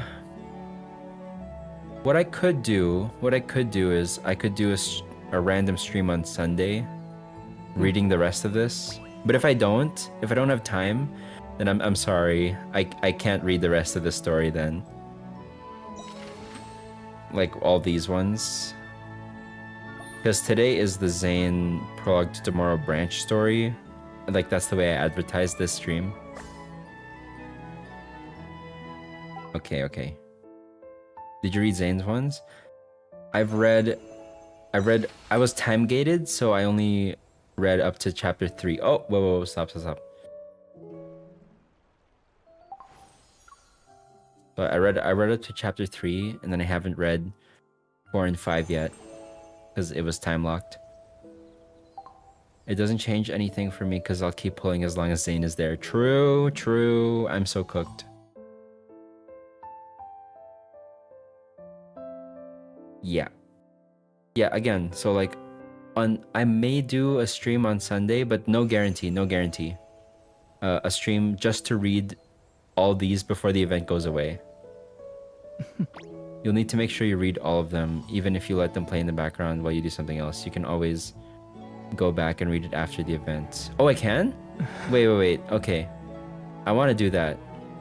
Yeah, if anything, if I don't end up doing the stream on Sunday, I'll just read it on my own time. And then you only do that if you let them play out before the event ends. Got you. Yeah, I'll read them on my own time and then reread them in a future stream or something like that. But yeah, I'll read all of them. I think I have enough of these like invitation thingies. Maybe I don't actually. Do I have enough to unlock most of them?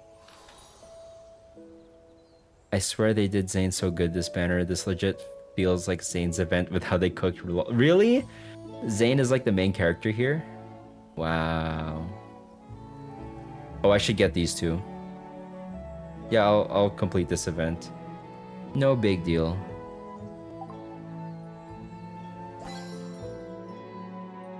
What can I buy here? Oh, I should get these. But actually, I should get these first.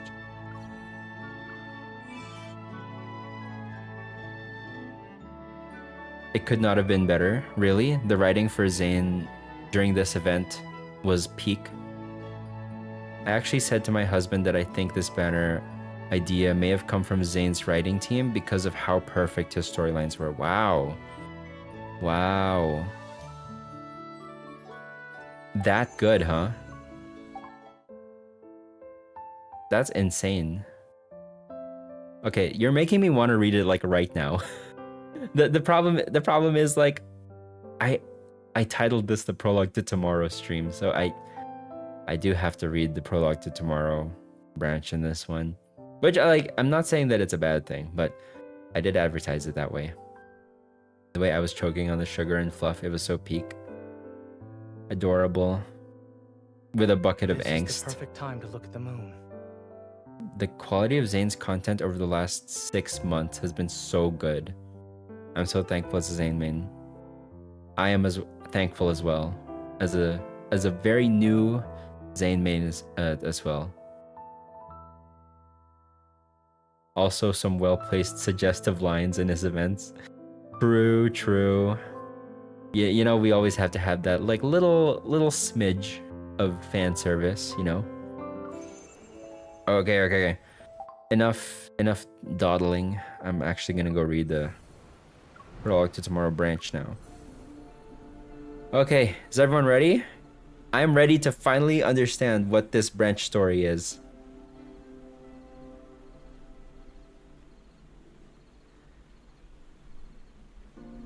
I hope they're doing amazing out there. Yeah, I hope the writing team is enjoying the fruits of their labor, because they really were working hard on this, on the like the thought process for these. Okay, let's download this.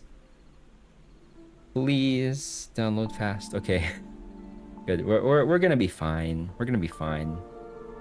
It's crazy how much bolder Zane's gotten lately. Really, he's gotten more bold. Well, I guess even as far back as Heart Within Reach, he was bold there, sort of. And I guess it only increased since then. When you get to his recent cards, you'll see what we mean. Okay. Okay, I got you. That'll be probably like part 5 of my reactions or whatever. And if somehow, no, never mind. I was gonna say if they release a ZAYNE myth like during the next month, I'll probably make like a part 6 of my ZAYNE reactions. But probably it's not gonna happen, if I have to assume. It's gonna be Xavier first, right? Xavier is up next for a myth, and then ZAYNE afterwards.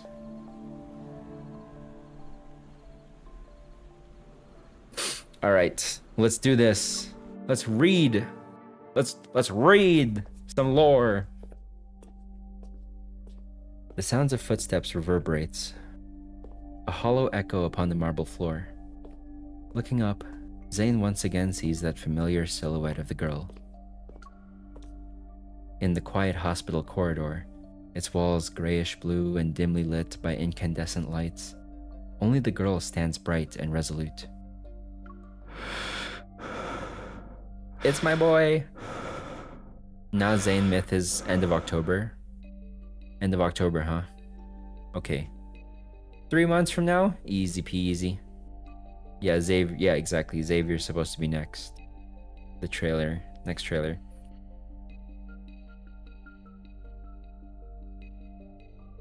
You feel like seeing a flower bloom. Seeing how ZAYNE gradually opened up and became more playful. Yeah, it's nice. It's nice to see the transformation. Yearning to call out to her, yet incapable of... Oh. Yearning to call out to her, yet incapable of making a sound. He has no choice but to quicken his pace. He runs after her. Yet, at that moment, terrifying black crystals erupt from the surrounding walls. No. Stop. No, not the black crystals. This is a vision, right? This is surely a vision. Without warning, the entire space distorts. Those sharp spikes hurtle toward the girl's throat. Panicking, she turns to face him. As their eyes meet, her lips quiver in despair, softly whispering broken, desperate sounds. Zane! Zane! There, he was dreaming. Zane? Zane? Yeah, his birthday will be like last day of August since his actual birthday is September 5th. Oh, why is it going to be last day of August? Oh, it'll start then so that it can like be timed perfectly on his birthday. I see. September, 2 months from now. Nice.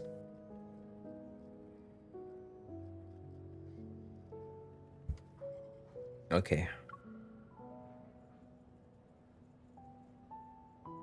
Oh, the event can finish on his actual birthday, right?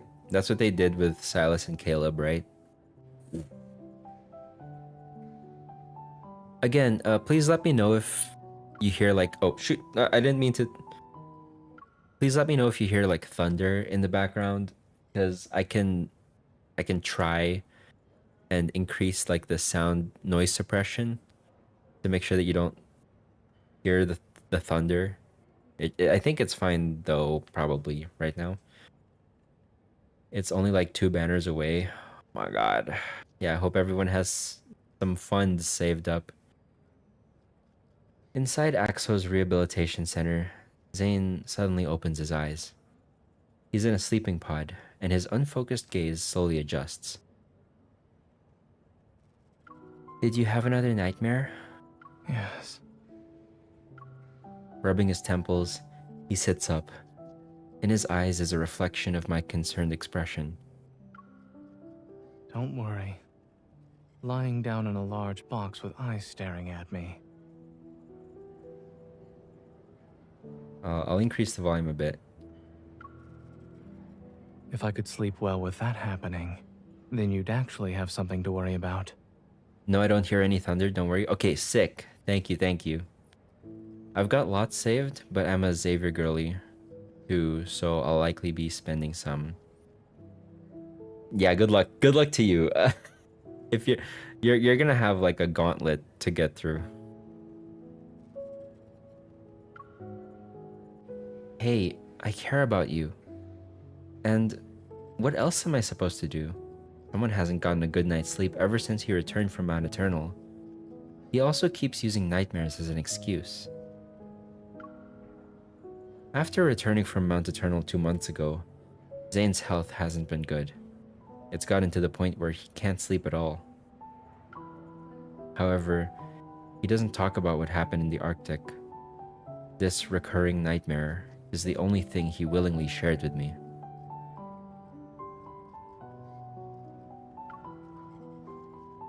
You still have a business trip next week.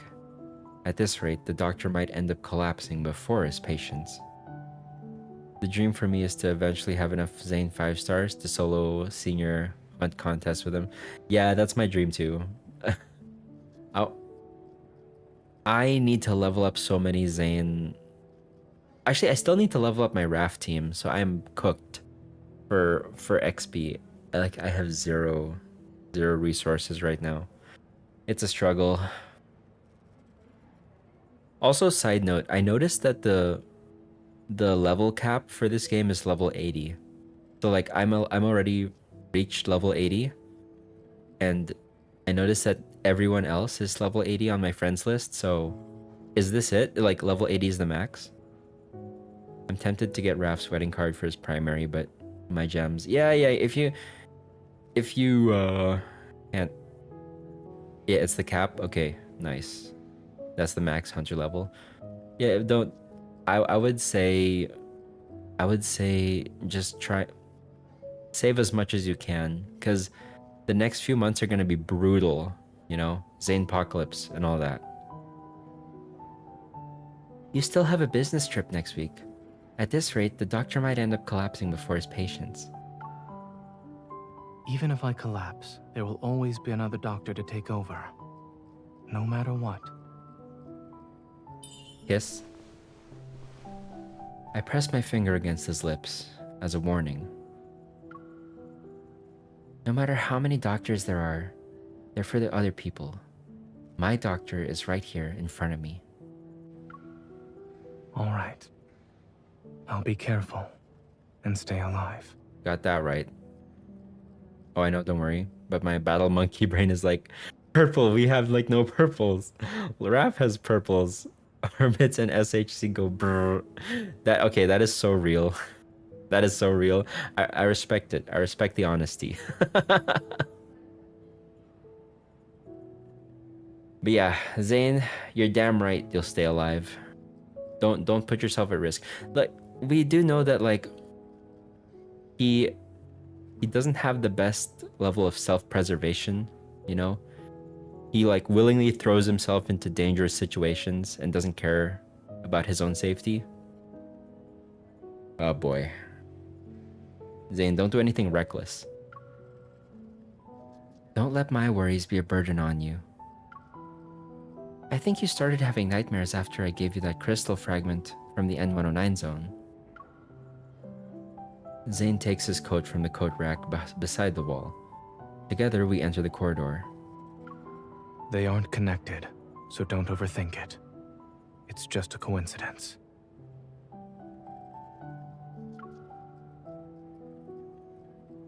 Speaking of which, there's been progress with the analysis of that crystal. Oh? Yeah, this was back when we were searching for those protocore cores or something like that. They were like really rare fragments of protocores. This is the last one from Prologue to Tomorrow that I have to read, by the way. The ether core fragments, that's it. Yeah, ether core fragments. I'm so like, I really want to finish this story because I'm so far ahead now. I've done Homecoming Wings. I've done the event stories. So I feel like I should really knock this one out now. It's about dang time. At the moment, I've developed a hypothesis based on the data. I'll share the details with you once there are conclusive results. Wait, is this related to Protocore Syndrome? So Protocore Syndrome, is that the... And then we can do Death and Rebirth? Yes, yes, yes. Death and Rebirth is on the chopping block. What am I saying? It's on the chopping block after this, for sure. I want to read it. Now that I know Dawnbreaker, I think I'm good. Well, I technically do need to know Silas's myth as well. So it's so good. I know, and I'm so late to the party. It's because I have such a big backlog. All of it is well done. Okay, you're hyping it up for me. Okay, Death and Rebirth is peak cinema. Okay, I can't wait. I can't wait till I get there. I'll share the details of the conclusive result. Okay.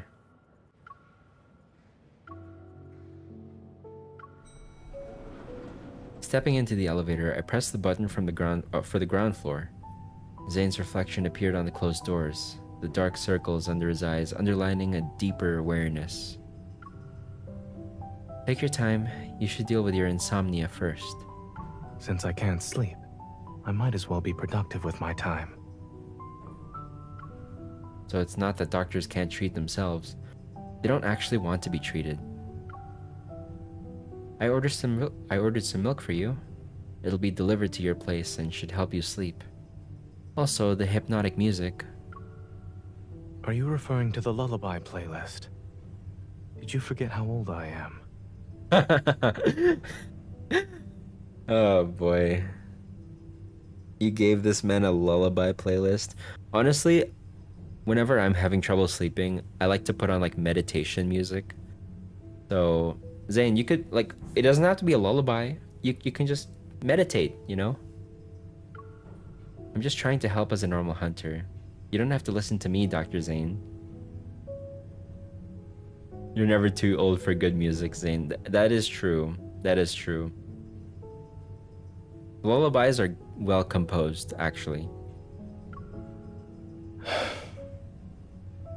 Since I am your one and only doctor, I should listen to you. We step out of the elevator, and my watch begins to ring. Someone's calling me. I gesture to Zayne and then move to the side to answer it. It's probably Jenna. Yep, Captain Jenna. Hey, are you available right now? We've detected beta protocurve activity in a certain location. Yes, I'm free. I'm ready to kick ass. After a brief explanation, Captain Jenna quickly ends the call. Why are you frowning? Did something happen? My mission got an update. I need to check in with Captain Jenna, so I might not be able to have dinner with you. Just as I'm about to sprint to the hospital's main entrance, a pair of hands lands on... Whoa! Wait, that auto-progressed. A pair of hands lands on my shoulders and steers me in a different direction. Don't run just yet. All right. I'll drive you there. Aw, thanks, Zayne. Thank you. You're always so thoughtful. Man, I forgot how short... I forgot how short these were. I remember, like... Compare these to each, like, story in Raphael's Lemurian Sea God myth. Those were like 30 minutes per chapter. And now these ones are like really quick. Not our boyfriend telling us not to run in the hallway. Yeah. He does give like hall monitor energy.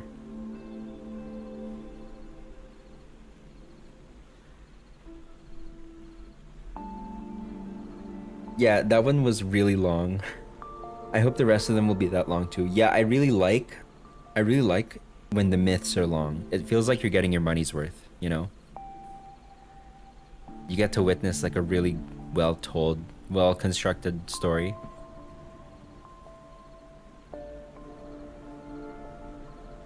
All right, chapter 2.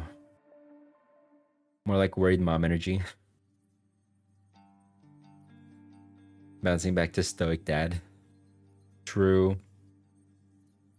Upon arriving to the association, I find Alpha Team's office engulfed in silence. Only Jenna stands before the control desk. Her gaze is fixed on a few zoomed-in photos that are being projected. Perfect timing. Let's look at these together. She waves her hand, and the photos are pushed towards me. As I approach to get a closer look, it becomes evident that a distinct figure appears in every picture. The figure is also marked with conspicuous colors, which show traces of a beta protocurve. All of them are from the same wanderer. Yes, including this morning. Andrew has found its traces 5 times. Beta protocurve activity was detected in every instance. Oh. That means it's related to an ether core. It could very well be carrying one, or an ether core fragment. Right, let's go. Another screen comes into view, showcasing an array of data and information, and positioned at the center is a blurred image of Wanderer. This Wanderer can move by distorting space, and we haven't captured a complete image of it yet. However, the Intel department made a discovery. In areas where it did appear, many patients with protocore syndrome have fallen into a coma. Some even go into shock. Okay, wait, sorry. Can I ask a question? Is protocore syndrome the same thing as the black ice, where you become a wanderer? I don't remember if they specifically mentioned that's what the MC has. Oh, okay. The MC has protocore syndrome, but it is not that. But yes, it's the same thing. Oh, it is the same thing. Before playing Death and Rebirth, I recommend you to read Fractal Library Q&A, Enrolled Underneath for ZAYNE, and Elysium for Silas. I think I already did read Fractal Library. I'm gonna have to like go and double check. Did I? Okay, I'm gonna have to check after this one. But yeah, the Silas one, yeah, I'll definitely have to read that. Elysium for Silas. Got you. Thank you. So this is the same thing that MC has. MC has black ice protruding from her. Maybe she has does she have like a mild protocore syndrome? Fractal Library Q&A is pretty mind blown. Oh, okay. I assume it's related to Forseer's library. So oh no, protocore syndrome is not the black ice. Oh, okay, it's not the black ice. Okay, got it. But it is what they call MC syndrome. Okay, sounds good. It's different. Thank you. It's the MC's heart condition. Oh, okay. What's her heart condition? Oh no. Okay, so I hope she doesn't go into shock or into a coma when she goes into meets this wanderer. My gaze then falls on the left side of the screen. The text reads, "Location, Chanxia City." That was mentioned so many times before, Chanxia. I'll be heading to Changsha City next week.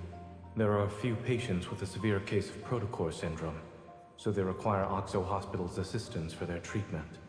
He's there already? Those patients that ZAYNE mentioned might actually be victims of this wanderer. Right now, we suspect there's a connection between these 2 incidents. We could start looking into those patients. And it just so happens that Oxo Hospital will send a medical team to Changsha City next week. Captain, I would like to make a request. Let me join the medical team as a hunter escort to investigate the Wanderer. Your request has been approved. Our Chansha branch has also started its own operation. Your mission is to confirm whether or not there are signs of an ether core. Roger. You can contact us anytime if you need help. We'll be there to offer whatever assistance we can. Yes, ma'am. Understood. I'll be careful.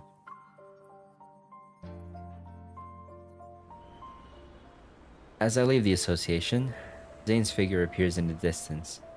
He's been patiently waiting by the road. Just as I'm about to walk over, a massive bouquet of white roses suddenly appears and engulfs my vision. Oh, Miss?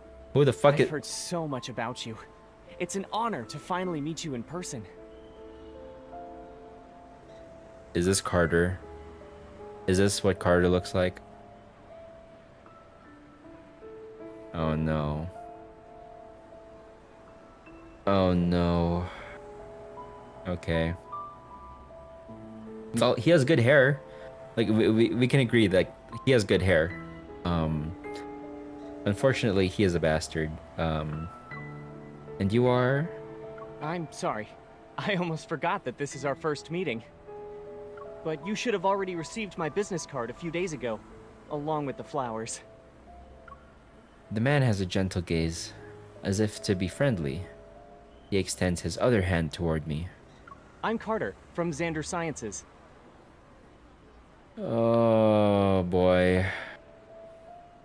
Yeah, like, why is he showing up here? It's really creepy. Like, why are you? Is he stalking us? Like, he probably knew where we would be because of Zane. But like, come on, dude. Can't you just like tell us to meet up in a cafe first? Like, don't ask us to meet in the middle of a street, right? Be a normal person. Don't like chase us down in the middle of a street.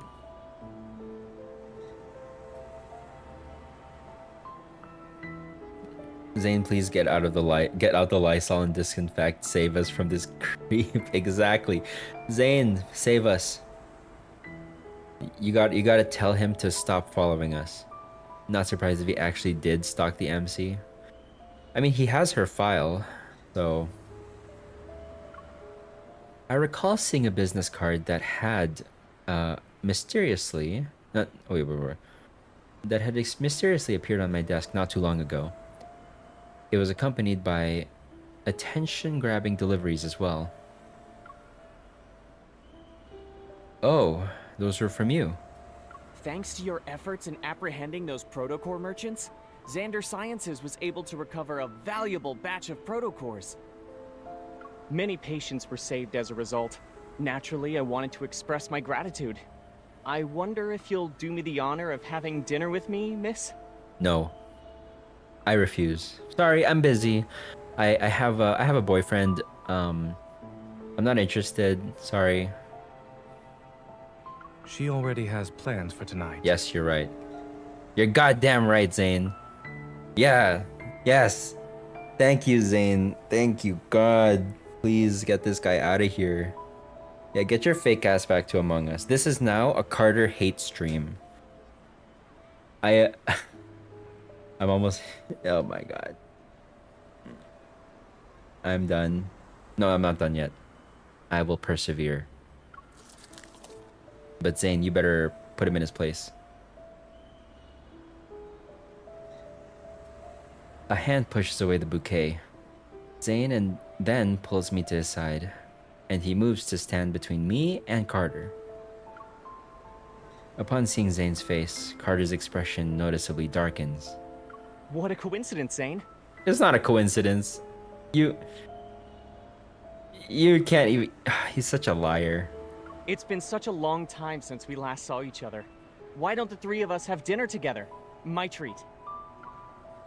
My gaze quickly shifts from Carter's smile to Zane's indifferent eyes. I sort of understand what's going on. People who haven't read The World Underneath source would probably think Zane is just being jealous. Yeah, jealous BF here because Carter is hitting on MC, but nope, lad's story runs deeper than that. Yeah. Actually, I'm really glad I went and read the World Underneath stories because I know who this guy is. I know that he is a walking red flag.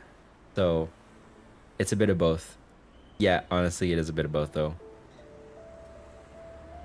My gaze quickly shifts to from Carter's smile to Zane's indifferent eyes. I sort of understand what's going on. I'm sorry, Mr. Carter. The association strictly prohibits hunters from accepting dinner invitations for work purposes. Let's go. Just as I'm about to turn around, the bouquet blocks my path again. Miss, I understand there are rules about not having dinner, but the flowers didn't do anything wrong, right? There's something in the flowers. I swear to God, he hid something in the flowers that is like a tracking device or something that he's not giving up, and he wants something. You can tell he wants something, and it's like, why are you so insistent? Before I have the opportunity to decline, Zane swiftly takes the white roses. He glances at them, and with a blank expression, he gives the roses back to Carter. Thank you. They're much appreciated. Unfortunately, there's no room for them in my car. Miss Hunter? No, stop! Oh my God, he's still talking! Continued persistence after the initial no is just creepy. Yeah, exactly. Exactly. Yeah, white roses is interesting. Do white roses exist in real life other than on cake decorations? I do know that like there are purple roses and black roses. Yeah, they do. Okay.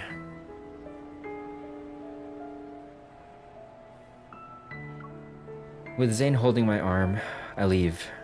Carter persistently follows us. Actually, I'm here to give you a reminder.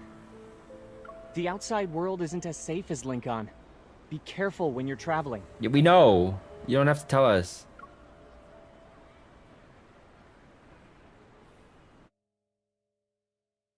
Oh my God, this guy. He's gonna be a constant presence here, I'm sure. Wait, before I do this, I want to see if I read number 7. Oh wait, no, what? Library Q&A. Where is library Q&A? Oh, I have not. I've not read it yet. Oh, I need to finish reading this. I need to finish reading this branch story in order to read that fully. Got it. Okay. The white roses indicate like grief and loss in flower language, or death. Ominous choice then. Yeah, I'm not sure what white roses mean in Chinese culture. I'm sorry. I'm not familiar with it. Okay, number 3.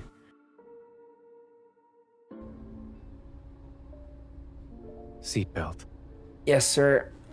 Zane, can you, if that guy ever shows up, can you just like freeze him in a block of ice? Like Captain America?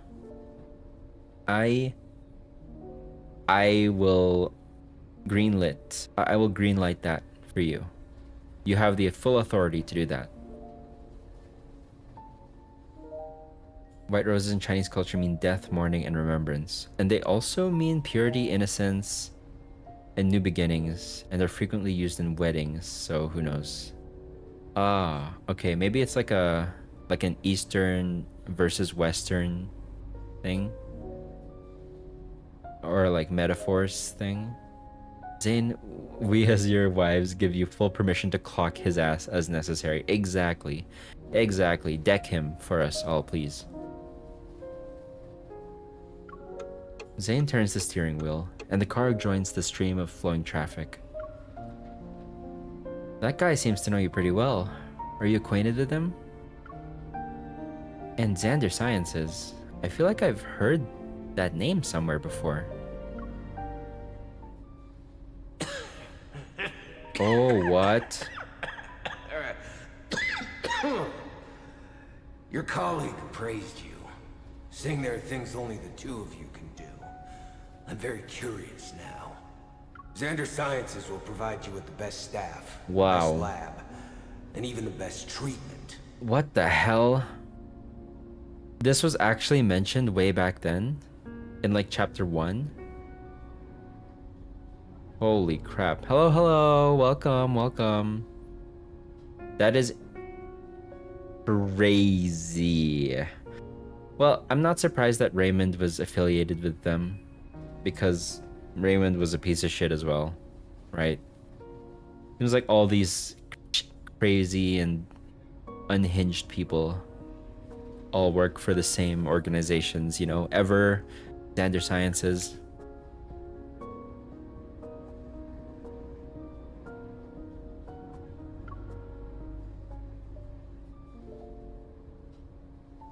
The person Raymond mentioned when we were at his place, that's Carter, right?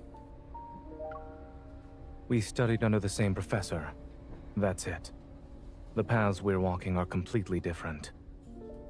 Yep, and look at the tank. The guy got a whole ass Lemurian skeleton up there. Exactly, yeah. And Raphael actually murdered him with a painting, right? That's the lore. That Lemurian skeleton was a person he knew. I miss so much, but that's okay. How are you? I'm okay. I'm good. How was the wedding? The wedding was fantastic. I am officially, well, not officially technically. I am now one of Zayne's brides officially, and I could not be happier. It took a while for him to show up. Honestly, like I spent a lot of tickets and diamonds on him, but I should be good though. I should be good. Didn't Raph's 4-star promise card actually clarify who that Lemurian skeleton was? I think they did name drop them. I'm just blanking on the name, but it's someone that he knew. Man, I wish I was there to watch you become husband. It was not a seamless funeral wedding. It took a lot of work, and it was very expensive. I think it was at his art teacher or something. Yeah, that was his art teacher? No, really? Wait, that Lemurian skeleton was his art teacher? Okay, wait. Well, I'm not sure about that, but if it is, I guess I'll find out eventually. I thought I heard funeral. I accidentally said funeral. Yeah, I meant to say wedding. Oh boy. You two are like-minded, from what I can tell. I also feel like he's a bit crazy. Yeah, I'll say crazy. They are not like-minded at all, by the way. MC is wrong about that. Oh? What's so funny? You know, he always attaches a card to his bouquets he sends. He keeps asking me to be his patient. Yeah, exactly. Funeral for my wallet. Or our wallet. To think some people want to steal a patient from a doctor. He needs more help than I do. And him being weird, well, let me put it this way. It's not explicable. Indeed. What you've said is correct. Yes. He's crazy. Yeah, exactly. He is insane. How do you think that was a good pickup line? I have no clue. I have no idea what was going through his head. But when he told you to be careful while traveling, I doubt that was a simple, friendly reminder. Well, just as I'm about to tell Zayne about my trip, I think twice. I shake my head and smile. Maybe Carter was annoyed by how we were ignoring him. That's why he tried to scare us. Zayne glances at me, a hint of amusement in his eyes. He doesn't say anything else about this topic.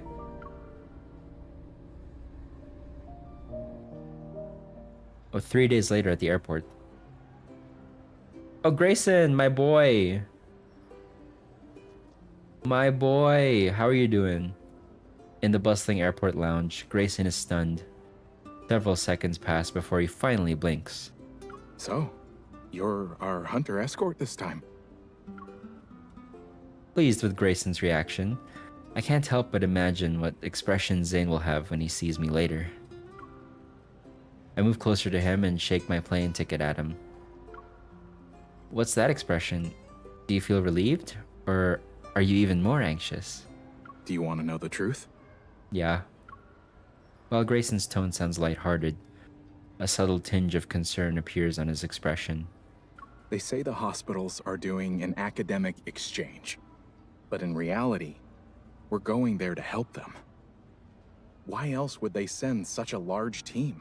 Or even request a hunter escort for that matter? They're planning something. An experiment. Having Zane fly all the way there, the situation must be pretty bad. They want Zane's, like, hands, apparently. They want Zane to help with one of their experiments. Actually, the main problem is with one of the patients. 607. Grayson lowers his voice and leans in closer. The stream was buffering. Oh, are we good now? Everything seems fine on my end. Freaking stream was buffering hard for me. Okay.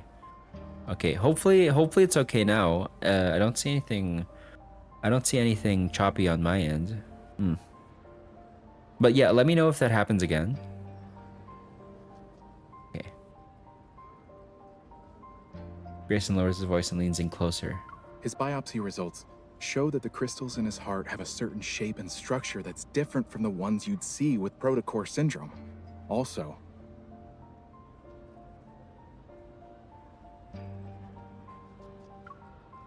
when he was admitted to the hospital, he caused a metaflux burst. A metaflux burst? Yeah, crystals again.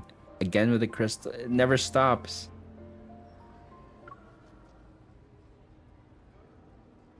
Oh no. So these, wait, they're different? His biopsy results show that the crystals in his heart have a certain shape and structure that's different from the ones you'd see with protocore syndrome. They're different? Also, it's a different shape? So it's not protocore syndrome. Yikes. It's like mutating or something? my friend who works at Chancha Hospital sent me this. All the flux stabilizers in the ER went down. It was a mess. In the video, the sound of an alarm fills the air, and the lights flicker uncontrollably. Despite the shaky and blurred footage, the chaotic nature of the scene is unmistakable. An abnormal heart, a sudden burst of metaflux, a picture begins to form in my mind, something strangely familiar. Thankfully, no wanderers showed up, but it's strange considering how high the fluctuation index was. The fluctuation index only tells us the chances of a wanderer appearing. It's not guaranteed. But given the nature of the energy fluctuation, it's weird not a single wanderer has appeared. I watched the video again to search for anything I might have missed. Is the metaflux a result of the patient being exposed to that wanderer and the beta protocurve? Grayson, do you mind showing me the other documents related to this? Sure. What would you like to see? You shouldn't make assumptions when things are still uncertain. That is true. That's the scientific method. As Grayson and I lean in, a hand suddenly appears between us. Grayson is lightly nudged to the side. Dr. Zayne. In one smooth motion, the hand takes the phone, turns off the screen, and then places it back in Grayson's hand. Shansha Hospital was built a long time ago. It's not uncommon for their flux stabilizers to experience malfunctions. As for the patient's biopsy results, they need to be further analyzed along with other reports. It's too early to jump to any conclusions. He doesn't want anywhere near us. I don't think it's him not wanting Grayson near us. I think Zayne doesn't want to tell her about all these things happening. Like he He strikes me as someone who wants to keep her out of it. Like, very protective of her safety and stuff like that. But yeah, I can also see if it's... he wouldn't be jealous of Grayson, though. Grayson's a homie. Grayson's a buddy. Like, he would have no reason to feel that way about him. Now, Carter, though. Carter, I 100% say, like, yo, Zane, please protect me. I do think there's a tiny bit of jealousy there. He doesn't need to get between MC and Grayson. Oh, that's... I would be surprised. Oh, okay. Okay, never mind. Oh boy. I guess I haven't seen this side of him that much yet. I lock eyes with Zane. He stands before me with one hand resting on the handle of his suitcase. Good morning, Dr. Zane. I hold up a paper bag. Do you want black tea cake or egg sandwich? You can only choose one. I'll have the cake. Did you arrive at the airport early to buy breakfast? Yeah, that's what I do. Grayson has his own love interest too, so I don't know why Zane would at all think of him as a threat. Yeah, exactly.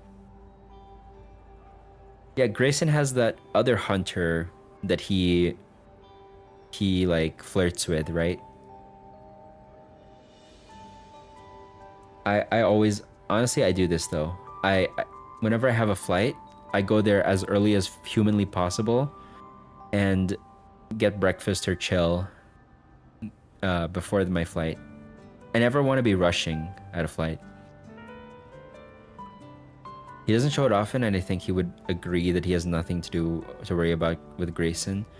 But that said, I think the fact that he and the MC aren't together here perhaps drives this moment. Yeah, I can see that rationale.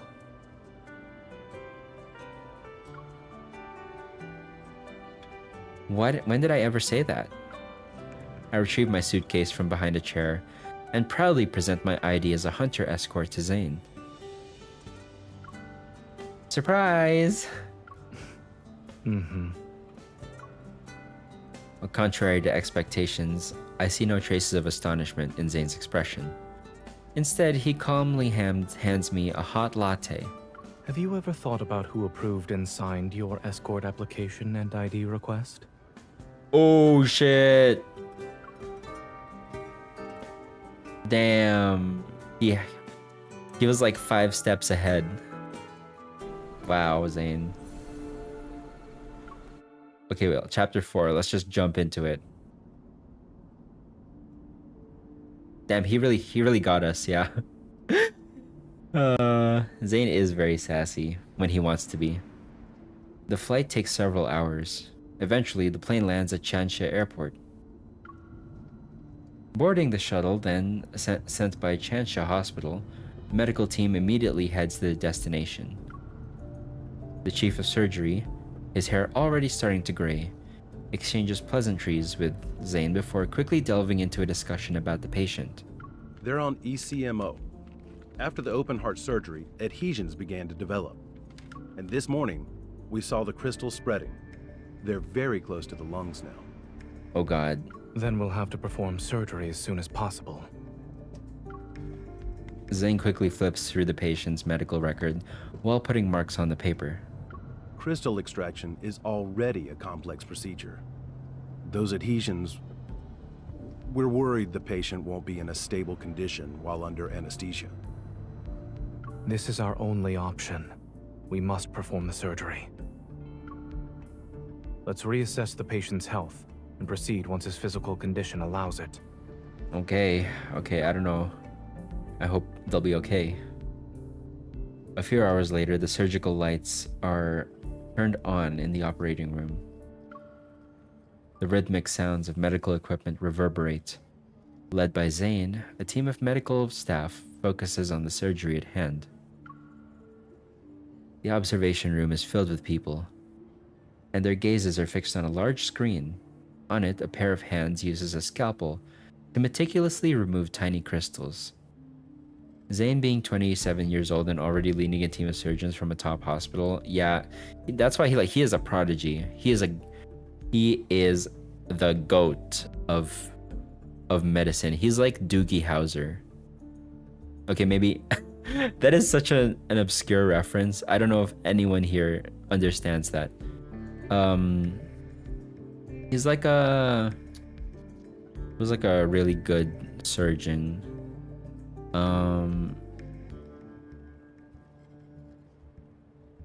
I don't know.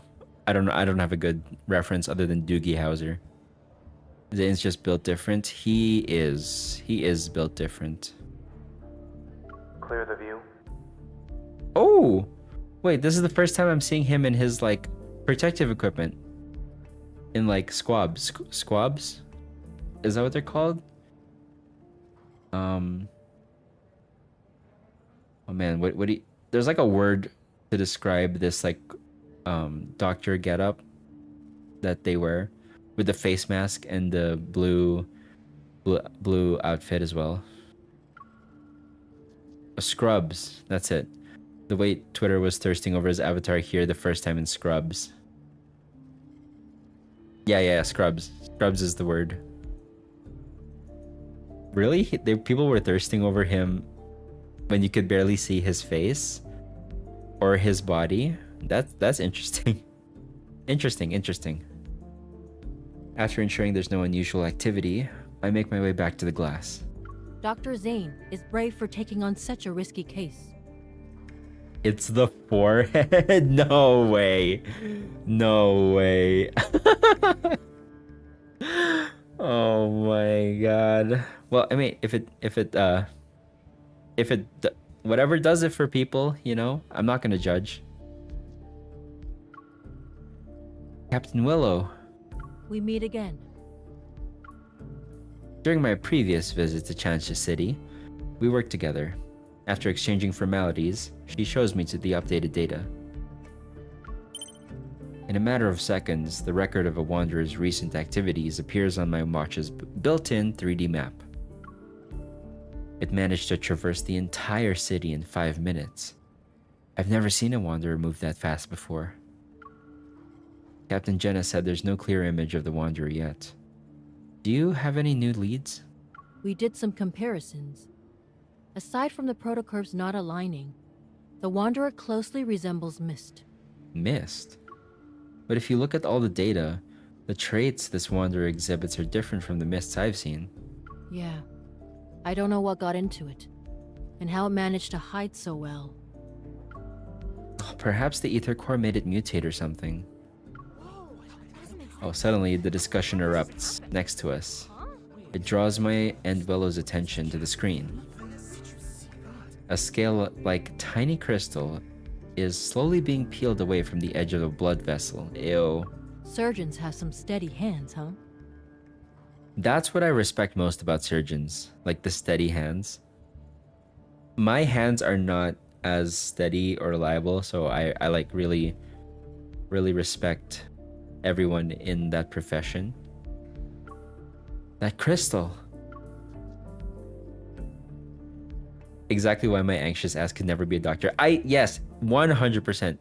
100%. I lack the disposition to be a doctor or a surgeon. That's why I'm streaming instead. No, just kidding. I'd have a breakdown before we even do anything. Yeah, I get squeamish. I guess I don't like blood.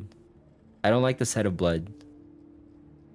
So I'm like the furthest away, like personality-wise, from that of a surgeon. It's exactly like the ones on the monsters in the N109 zone. Zayne must have noticed it too. Regaining my composure, I immediately look at him. Under the surgical cap, his eyes remain calm and focused. He continues with the procedure until the crystal is placed onto the surgical tray. Does it look all right on the ultrasound?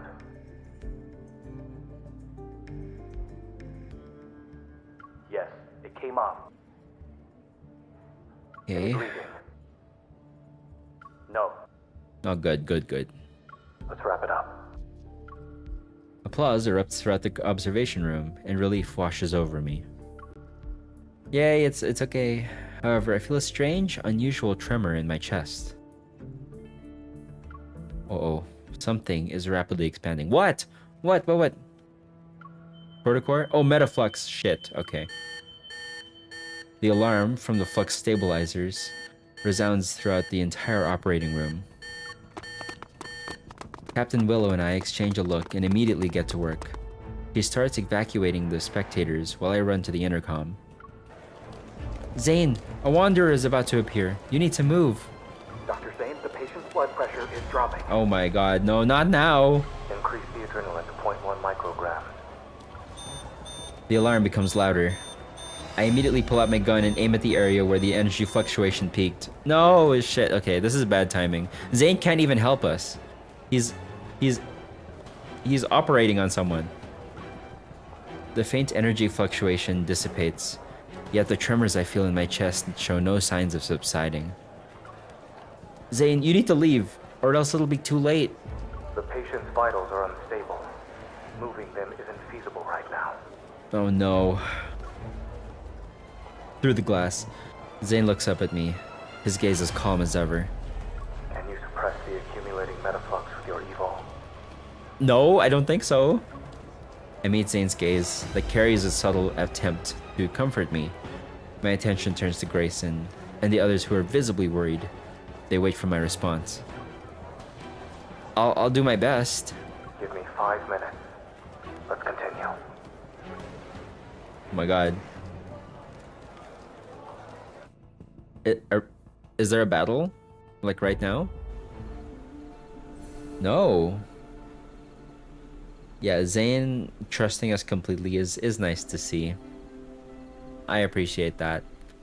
Okay, wait. Unfortunately, I've been drinking a lot of water, so I need to take another bathroom break. It'll be quick though. It'll be quick. I'll be back like in a jiffy. I'll be back in a jiff peanut butter. Okay. Okay. I'll enjoy Zayne. Okay. You're hydrated. It's worth it. That's true. My voice is fine. That's the good thing.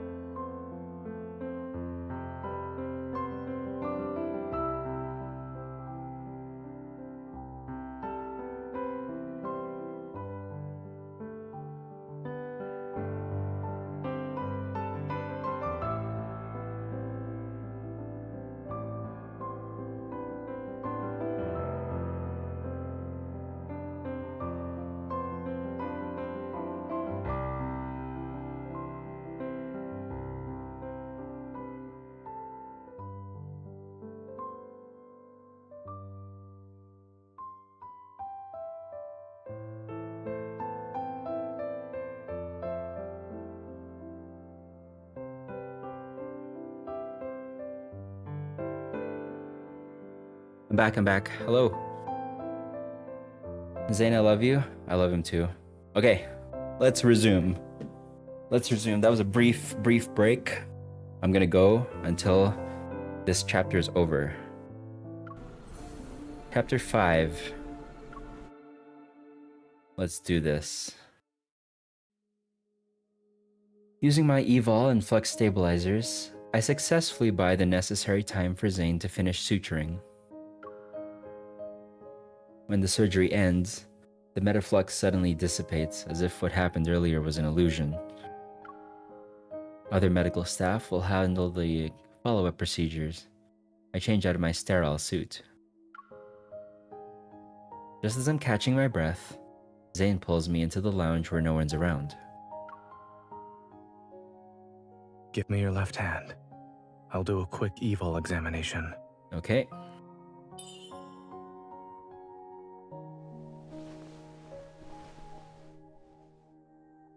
Zane sets down a metal tray, picks up a cotton ball soaked in medicine, and begins to disinfect my hand. I'm fine. I might have overdone it, but my use of evil is better than before. While that is how you feel, I suggest waiting for the results and listening to what your primary care physician has to say. Also, A cool sensation emanates from the palm of my hand as he holds my fingers. He applies patches to each one.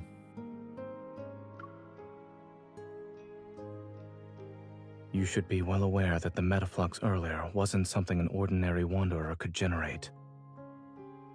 You knew since the beginning. Don't tell me you actually believed I thought you were a hunter escort whose sole purpose is to protect us. Yeah, he's that one pixel smile. Yeah, it was so brief. I think Zane is way more perceptive than I thought he was.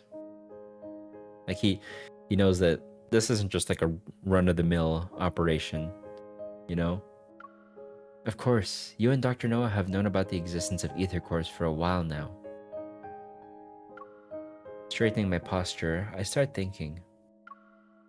You noticed it during the surgery, right? That crystal was very similar to the sample I gave you. I'm almost 100% sure that the wanderer that attacked this patient is related to the ether core. Yeah, I like it when he says primary care physician too. Your primary care physician. Your specifically, your. You're right. You are mine.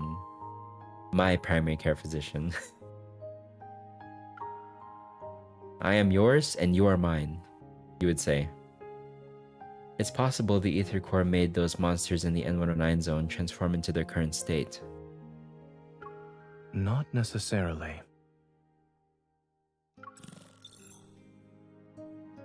The examination machine beeps. Zane observes the fluctuating numbers displayed on the screen as he continues to speak. The ether core shouldn't be what's causing the mutations.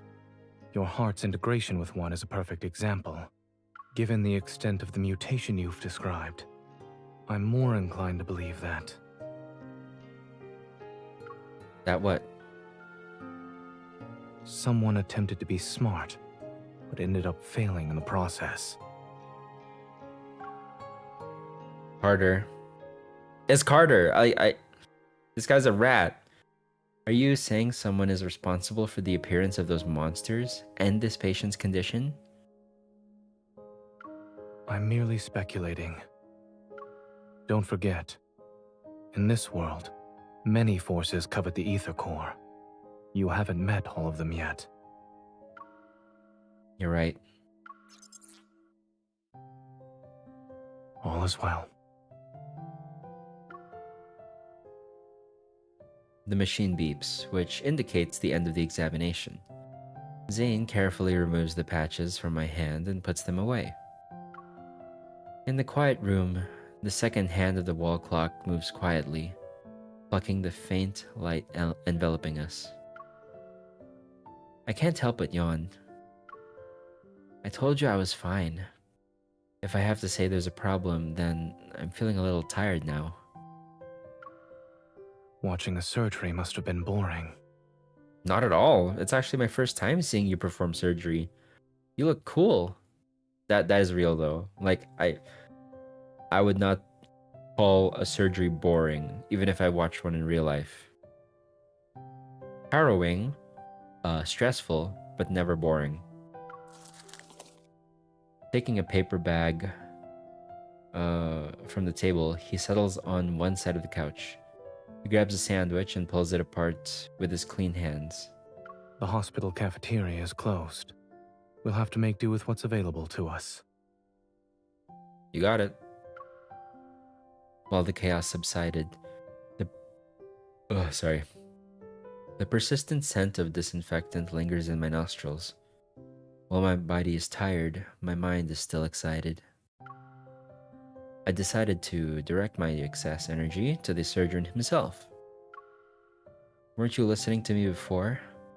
Someone said he'll learn to accept compliments from others.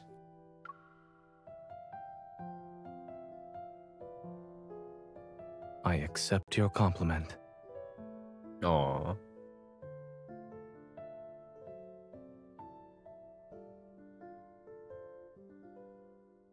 The sandwich bread is already flat and no longer looks appetizing.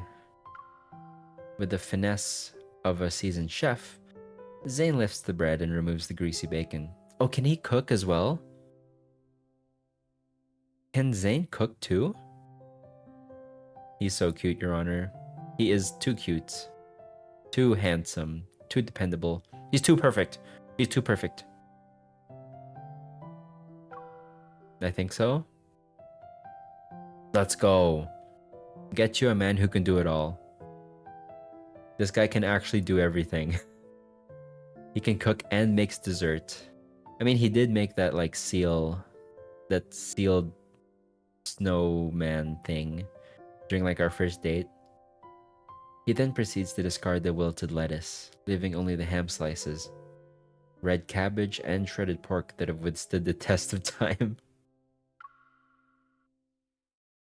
He is every mother's dream son-in-law. That is so true. This is the standard that I will never be able to live up to. But I mean, I still find him commendable, like regardless.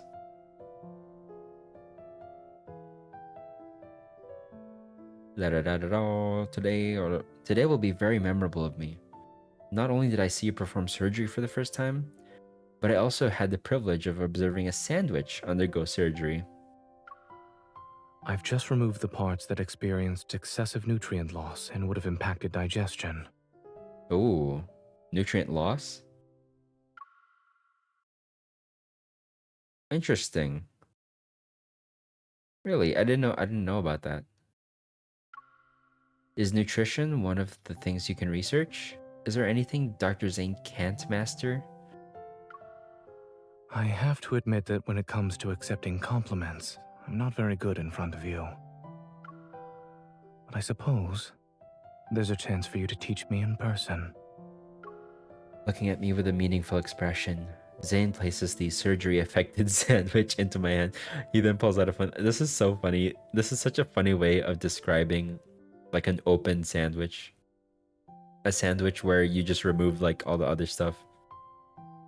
AKA spend more time with me, yeah. If he's real, my mom will ask him whether he seriously wants to marry me and question his decision instead of worrying about me. Yeah, that's the level of... That's so real. That's the level of perfection that we are witnessing in front of us. This is the real witnessed by Deepspace. Oh my goodness.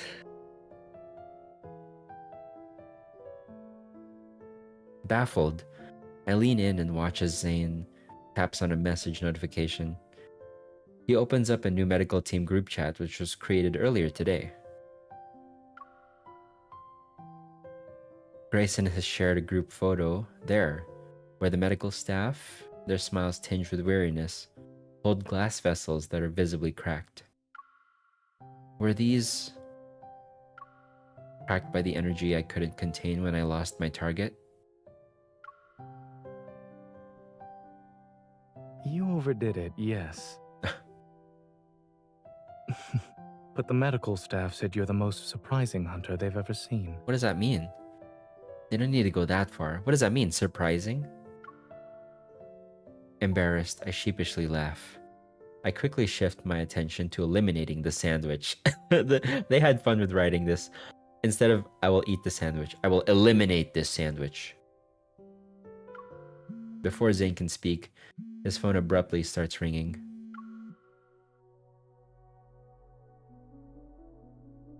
Hello?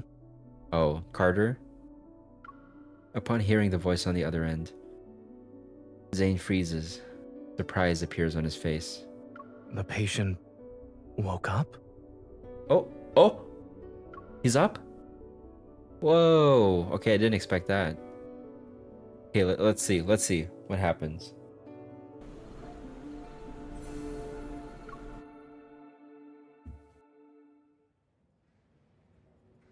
When Zane, Grayson, and I arrive at the entrance to the ICU, a nurse approaches us. Do you know why he regained consciousness so quickly? We're not sure. He shouldn't have woken up already. Look at this, Dr. Zane. All his vital signs are improving. Zane and Grayson change into sterile suits and enter the ward. I wait outside. Can you hear me? Do you remember where we are? Look at my finger. I really wasn't expecting him to save Oh the patient my when they were at death's God. door. Why are you here? The MC should start like... If I were the MC, I would... If she has like handcuffs or whatever, she probably doesn't, but if she does, say like, you're under arrest for charges of suspicion. Mr. Carter? Hello. We meet again, miss. With the sudden appearance of Carter, I cautiously step to the side. However, he greets me with a smile. He raises both of his hands. Why are you here? Don't get the wrong idea. I wasn't following you. Yeah, lies. I press X to doubt every day of the week with this. This patient happens to be an important client of Xander Sciences. After hearing about the incident, I decided to pay him a visit. You weren't there when he was in critical condition. I don't think he was that important to you. What do you mean? He leans against the wall and casually looks at the glass door. If it weren't for Xander Sciences, his fragile heart would have stopped a long time ago. What we're pursuing is far more stunning and ambitious than these petty solutions. Is that so? Observing my indifferent reaction, Carter furrows his brow. A hint of disappointment appears on his face. Aren't you curious about the kind of work we're doing? No! Stop following us. Stop being around me. With how greasy Carter is, it's a miracle he's not sliding out the door. Damn. That's a roast if I've ever seen one. I just don't know why Carter can't, like, him being so forward in these interactions is only gonna make her not want to help you. Like, why can't he just see that? I'm not. He shakes his head, and his usual pretentious smile graces his face again. It's okay. You'll be interested someday. No! I will not actually, sir. Get the hell away from me. After all, only Xander Sciences can provide answers to the questions about your heart. Oh, there you go. That's the bait. Frowning, I suppress the urge to ask more. I redirect my attention back to the ward. Hey, Dr. Zane wants you inside. Because he's an idiot who doesn't understand social cues? Yeah, actually, that is actually true. Carter, we're about as interested in what you have to say as much as someone needs a white crayon. Yo, that's good. That's good. I might use that in my like daily life. As much as I need a white crayon. That's good. A+ for creativity. It's an obsession with Zane, and he really can't see past it. He knows that he can't achieve what he wants without Zane, and he's unable to see or doesn't care about how he comes across. It's so aggravating. Like it'd be another thing if he was like a nice person but just socially inept. Then that's cute, right? But the fact that he has bad intentions, he wants to play God, and he doesn't take social cues, just makes him annoying.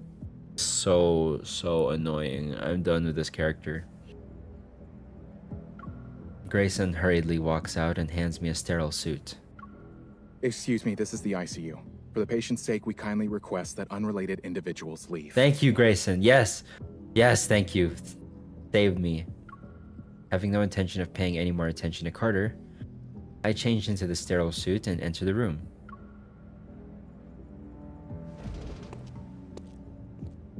man lying down on his bed has his eyes half open. His voice is weak, yet infused with tangible excitement. I'm back. I'm back. You're back. All his vital signs appear to be normal. However, under normal circumstances, a person wouldn't recover this quickly. It's like he needs Zane's validation to be even a little secure in himself. Exactly. The world should be glad that he's as creepy as he is. Because he's like so obvious that no one would be deceived by his like lures, right? Oh my god. It'd be different if he was like a Johann Liebert from Monster. I don't know if anyone understands that reference, but Johann Liebert from Monster, he's like a very charming sociopath or psychopath, some path, right? And it's just Carter thinks that's what he is, but no, he's just a creep, a bumbling idiot. As Zayne talks, he directs a meaningful look at me. More anomalies may occur. Stay on your toes. Acknowledging his warning, I nod. I move to the bed, introduce myself, and state the purpose of my visit. I then proceed to ask questions. Davis, you said you're back. Where were you? It trapped me. I couldn't get out. Oh, it? It was like a nightmare. I couldn't wake up. I turn on my watch and pull up a picture of Mist. When you say it, do you mean this? Yes. It was that thing. It was inside of me. But it wasn't. Oh god, oh no, it's happening again. Suddenly the vital signs monitor starts beeping loudly. The man on the bed begins convulsing, as if someone started choking him. No, Davis, no. Metaflux. Yeah, Zayne, help him. I quickly pull out my gun and sense a more intense fluctuation. It surges and engulfs the entire room instantly. Grayson, transfer the patient to another room and prepare for resuscitation. Unexpectedly, a rift appears and reveals the shadowy figure of a wanderer. Moving myself to the front of the bed, I point my gun at the wanderer. However, it disappears in the blink of an eye. A second later, it materializes like a phantom in another location. Hey, behind you. Nice. She aims her gun at the center of the fluctuation. However, a tremor overwhelms my chest. I barely feel any pain. Only a dense, white fog surges before me and obscures my vision. The ward dissipates as if my surroundings are transforming into another realm. The last thing I see is Zayne rushing toward me. Zayne, watch out! Oh, are you fighting? Okay, this one's an actual battle. No? No, wow, still no. Wow. I guess it's only chapter 12 or something? Okay. I thought the battle would happen already. It feels as though my body is plummeting into a thick fog. The sensation of weightlessness threatens to push my heartbeat out of my chest. Nope, but here's where stuff gets interesting. This is the same ward from Zayne's dream, so I assume that his dream was foreshadowing what's about to happen. Amidst the chaos, I muster all my strength to find something, anything to hold on to. And after what feels like forever, my feet touch solid ground. My surroundings become clear. Bathed in dim, feeble light, a long corridor appears before me. Its end remains hidden in the mist. Am I at a hospital? No. I feel a faint tremor in my chest. A familiar energy fluctuation surges with the mist. It drags me somewhere. The fluctuation is from an ether core. I'm probably in the Wanderer's protofield. As I stand in the empty space, the sound of approaching footsteps reaches my ears. Turning around, I notice a dark figure. ZAYNE? Oh no, ice crystals materializes around me. They're ready to pierce my heart. Oh no, the ground beneath me disappears, and I find myself falling into a sense of weightlessness again. As I float in this void, blurred lights and sounds rush past me like an avalanche. Within the boundless darkness, it's as if a pair of hands is gently lifting my tired soul. I struggle to... Oh, what? Where are we? I struggle to open my eyes. After feeling my steady heartbeat for several seconds, I sit up on the bed. You're awake. Yeah? Where are we? By the floor-to-ceiling window stands a figure wearing black clothing. Is this Dawnbreaker? He turns around. Behind him are dilapidated buildings and the sunset's tender light. This is the Dawnbreaker outfit, but how... It doesn't make sense if this is Dawnbreaker. ZAYNE. What? The figure takes another step, his appearance nearly overlapping with the dark figure I had seen before. I move back. Yeah, it's Dawnbreaker outfit. What the heck is going on? How did she dimension hop? What is actually happening here? What? Okay, wait. I'll find out. How are you feeling? Good. Do you know who I am? After hesitating for a moment, I reach out and touch his cheek. I trace his eyebrows and contours of his face. I recognize the features I know so well. In the silence, he remains motionless. He just looks at me. I'm fine. I think I just had a dream.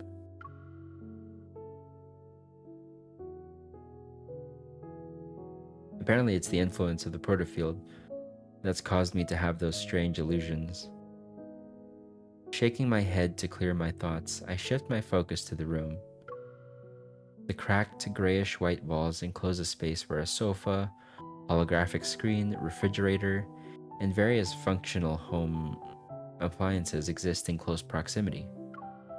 It looks like the home of someone who struggles with living a normal life. It is Dawnbreaker! What? Wait, Dawnbreaker does he lives in like r/male living spaces where he doesn't have any like furniture. Wait. I don't know if this is just ZAYNE wearing Dawnbreaker's outfit or actually Dawnbreaker. Let me see. Do you remember what happened in the ward? Oh, no, this is ZAYNE. This is just ZAYNE. Where'd you get the outfit, though? The wanderer that suddenly appeared, the tremor in my heart, and ZAYNE running toward me. Memories gradually find their way back to my mind. Are we still in the wanderer's protofield? Yes. Oh, we are.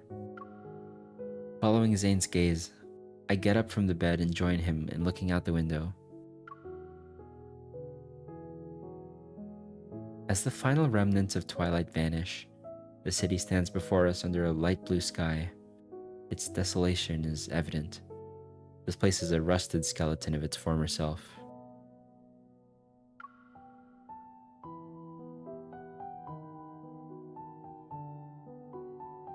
And although it's faint, the energy fluctuations around us are similar to an ether core's. This wanderer's protocore must possess an ether core's energy.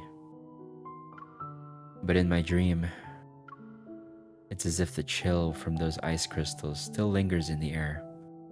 I grip my arms more tightly. You're awake now.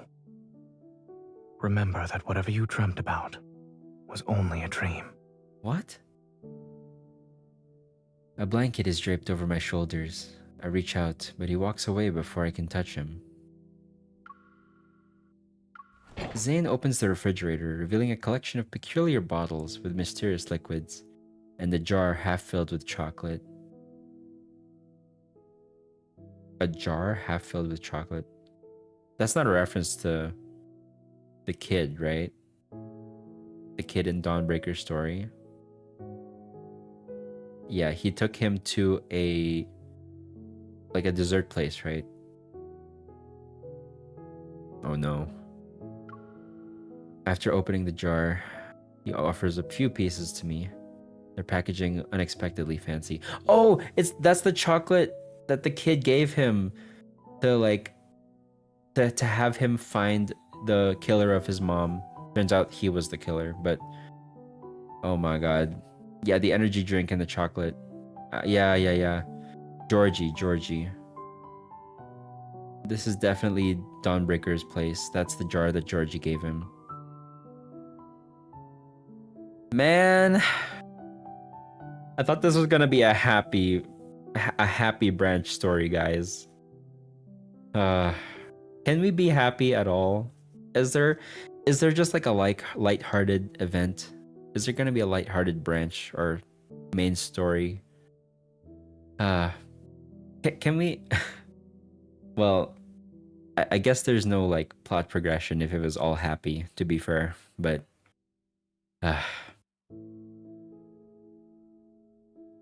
he offers a few pieces to me. Their packaging unexpectedly fancy. Zayne's story happy? Well, the odds of that aren't zero. Look, a guy can dream. You thought Zayne lore was gonna be happy? You just yeah, I did set myself up for disappointment there, unfortunately. So far, no. Oh my god. I'm not hungry. According to my perception of time, you've been unconscious for 2 days. 2 days? Listening to Zayne's theme, you knew he is the one who gets all the depressing stories. Yeah, it's true. Very true. It's like, why can't things just go right for him? Can we get one dub? If you don't eat or drink something, I'm afraid you won't have the energy to find the Wanderer. The scent of chocolate saturates the air and ignites my appetite. What if the Wanderer launches a surprise attack while we're resting? Despite my words, I find myself sinking into the worn-out couch. I unwrap the chocolates with Zayne.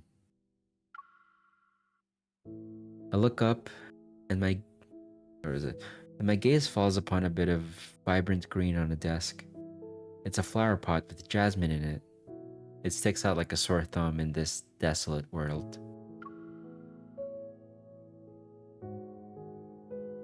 Yeah, those energy drinks probably taste horrible. If you saw how every Zayne girlies crash out post main story update, you might get the idea. I think I'm starting to understand it. Like all of his limited cards from Misty onwards are full of wins.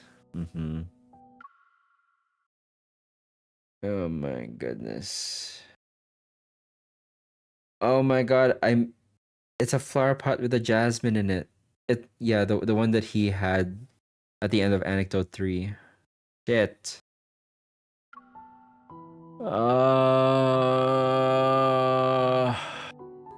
Zayne lore, man. Well, okay. You know what? Wait. At the very least, I can take solace in the fact that I've married him already. I'm good. I'm happily married now in the current timeline. This is in the past. If I just remind myself, like, this is the past where he was sad and we weren't together yet. That makes me feel a little better that we're in a better place now. Oh my god. Remember, it only bloomed at the very end after Dawnbreaker dreamed of MC. Yeah. While the branches and leaves retain their green hue, the stem has already started to wither. Is it normal to see jasmines in a wanderer's protofield? What are you implying? The patient who was attacked by the wanderer fell into a nightmare. They were trapped in their own dream. In other words, the environment we're currently seeing in the protofield must also be a manifestation of someone's dream. So they're in Dawnbreaker's dream? Oh, wait. I don't remember ever seeing anything here. Wait, this is your dream. This is our Zayne's dream. What?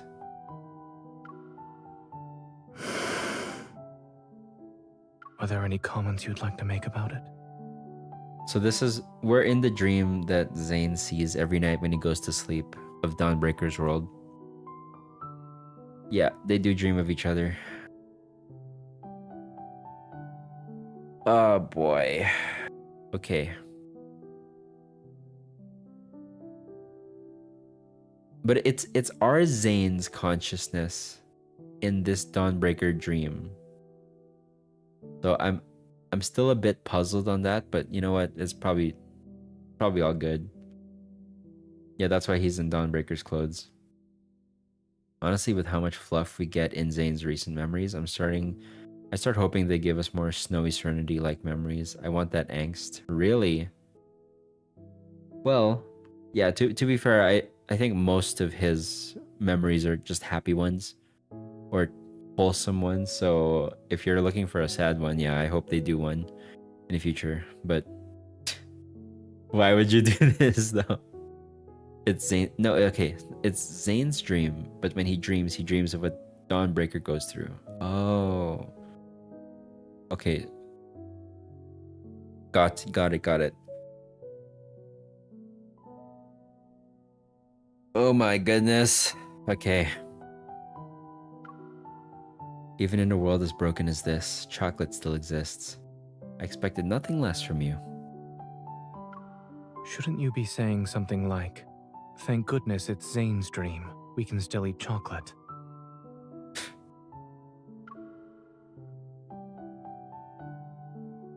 Zayne, who's wearing nothing but black clothes, appears somewhat strange. Maybe this is how he sees himself in his dreams. Oh, if only you knew. MC, if only you knew what the hell was going on in this parallel world. I have dreamt of this place.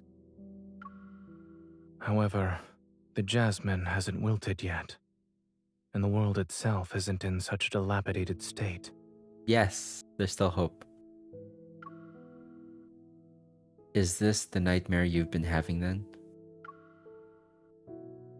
Zayne is quiet for a while before responding in a soft voice. Yes. Don't be scared. Dreams are the opposite of reality. I offer the unwrapped chocolate to his lips. Try it. Who knows, maybe the chocolate in your nightmares doesn't even taste like chocolate. He lowers his head and eats it. It's carrot flavored. What? Carrot flavored chocolate. Liar. This guy.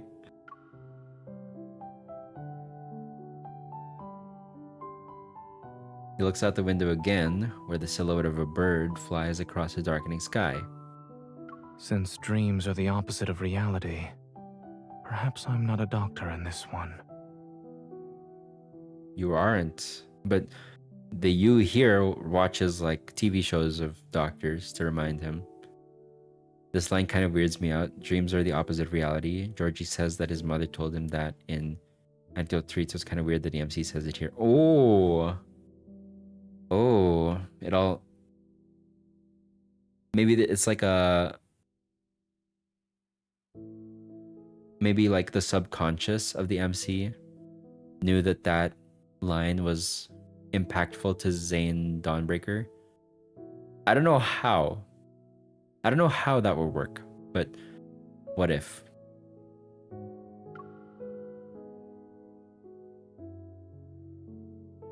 Oh my gosh, okay. Chapter 8 then. Let's see what happens here. Are we just gonna be stuck here? Oh my god, this place is horrible. Everything is hazy. A hazy blur in dreams. Yet in Zayne's dream, the flowers, trees, streets, and shops appear with remarkable clarity. I can't help but wonder how long this dream has haunted him, incessantly replaying itself to the point where every detail is fleshed out. While it resembles my dreamscape, I can tell it's a proto-field. Oh? Over there. Oh, what happened? He guides me to the entrance of a narrow alley. The road ahead is covered in a thick fog.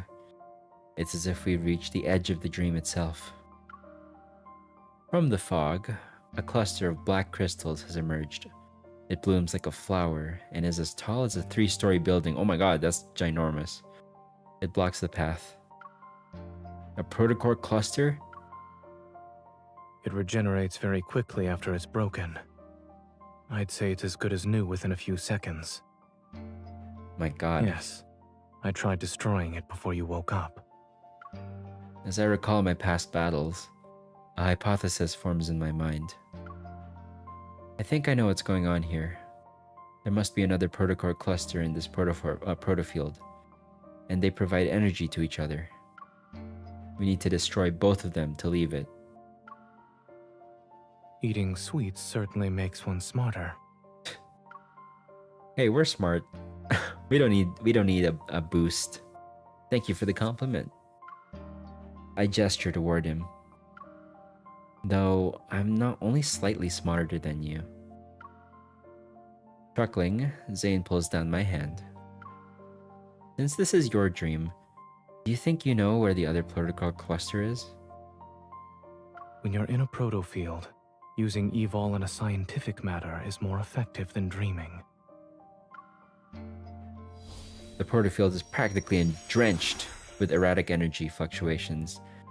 Yet amidst the entanglement of protocurves, I detect one that stands out. I open my eyes and point in a direction. From what I've sensed, the second protocol cluster should be on the other side of this field. Similar energy fluctuations appear from another direction. I look at ZAYNE. Which one would you like to pick?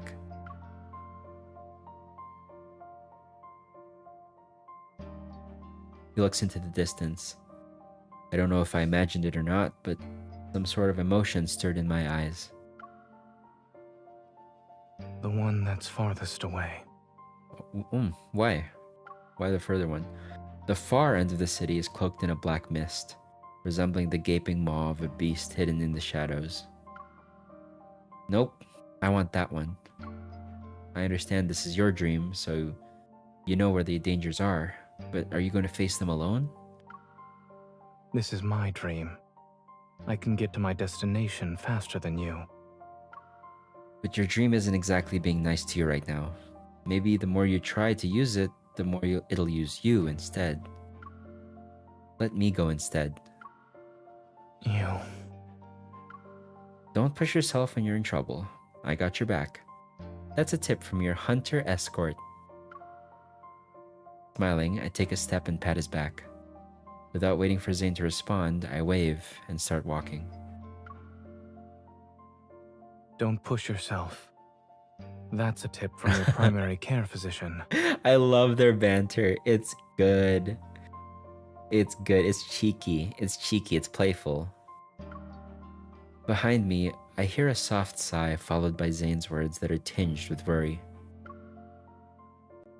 Turning around, I catch a glimpse of him standing in the shadows. He's far away now, though I can't clearly see his expression. I press my lips into a thin line and nod. Regardless of whether it's him or me, we know we'll always support each other.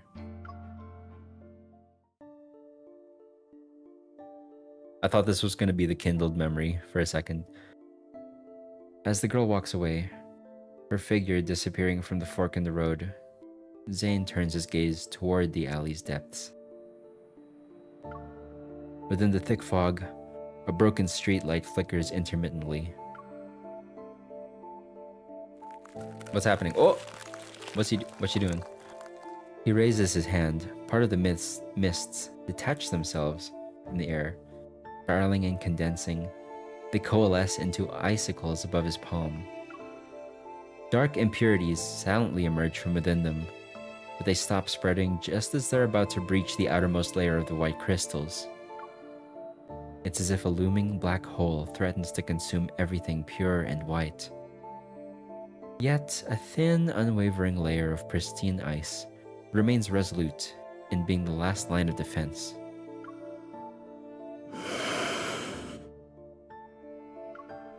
Shadows stretch, and in the boundless fog ahead, the protocore cluster awaits his arrival like a slumbering wanderer. Within the mist, a cold wind materializes as aggressive figures sluggishly stir. But the ice crystals in his palm slice the air and seemingly hit nothing, but the protocore cluster shimmers for a fleeting moment. As more wanderers emerge, their roars resound, and their figures phase in and out. The ice crystals solidify into sharp blades. ZAYNE delivers his attacks with decisive precision. Blades of ice tear through the darkness, and a pungent scent permeates the air. The ground beneath his feet slowly transforms. It's soft. It turns soft and slimy like sludge, stubbornly clinging to his legs. Dazed, ZAYNE looks down. Peering through the mist and layers of unclear ice, his gaze falls onto his palm. ZAYNE! Oh, is that William? No, don't tell me. A bloody hue taints his hand, and an eerie shadow is cast over his senses. He's momentarily transported back to that bone-chilling nightmare. ZAYNE is shocked. He looks up and knows who's standing before him. The tension is palpable, gripping him. William? No, my heart. No, ZAYNE. Why do you have to? Why does he have to be tortured like this? It's too late. He's gonna have to kill him again. Please. In the howling icy wind, ZAYNE hears his heavy breaths. Once again, he returned to the endless, snow-covered expanse of Mount Eternal. Bloody tears stream down from William's empty eye sockets. Then, an array of faces emerges from the cluster's projection. Aren't you going to celebrate No. my birthday with me? Why did you kill me? No. Aren't you a doctor? You should have Oh saved no, me. the mom. Why didn't you save me and my child? Georgie and his mom, right? Georgie and his mom. I don't know whether his writing team loves him or hates him with the amount of angst he got. Yeah, I know everyone now. I know who these people are. They're not just random people. If I read this without reading the anecdotes, I would have no emotional reaction. But now I'm like, oh god, ZAYNE's past trauma. So wait, sorry. So ZAYNE knows what happened with Dawnbreaker? So ZAYNE is aware because he dreams of Dawnbreaker.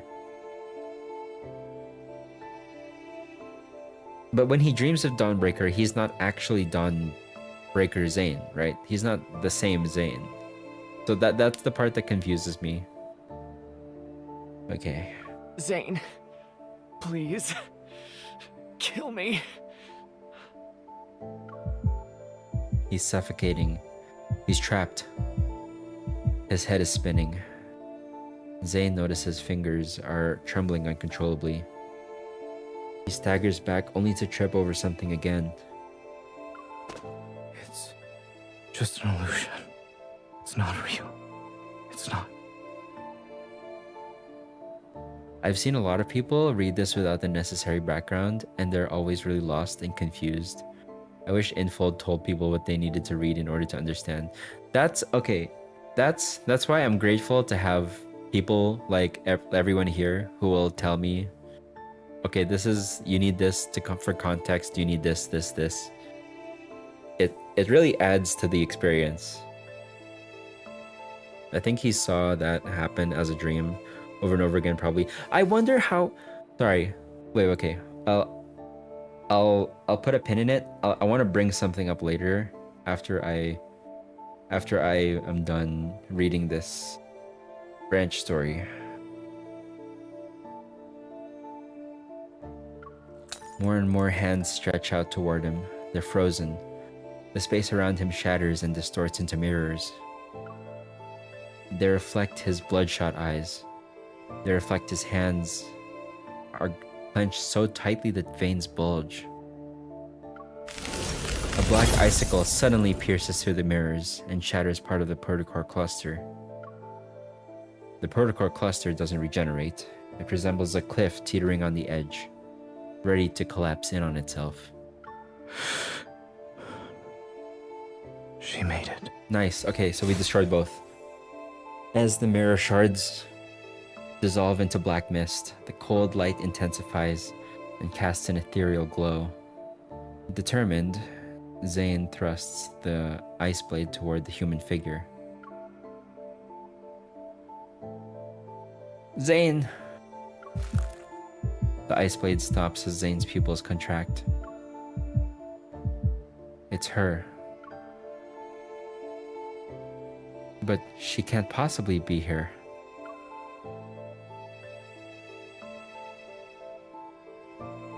They're your patients. How could you? Am I next? Who is this girl? You'll kill me, right? No, you're not ZAYNE. Who are you? I guess this is just like... What? Oh, this is... Oh, wait. It's a face he knows so well in this unspeakable nightmare. Her expression is filled with disbelief and pain. Yes, it's her. Kill me? Why would she say that? Why would we say that? This girl is us. Black ice flowers bloom from her chest, their petals unfurling. She is as light as a piece of paper separated from life's weight. Yet she falls almost with a thud in his stiff embrace. Buzzing engulfs ZAYNE's ears as he's once again pulled into the depths of a never-ending nightmare. While he knows it's an illusion, he can't break free. At that moment, the cracked protocore cluster pulsates with a blood-red light. The air trembles around it. This is a trick. Yeah, this is a trick. It's not actually. Oh, the protofield is trying to trick him into not destroying it. No, you know what this is? You know what this reminds me of? You know Harry Potter?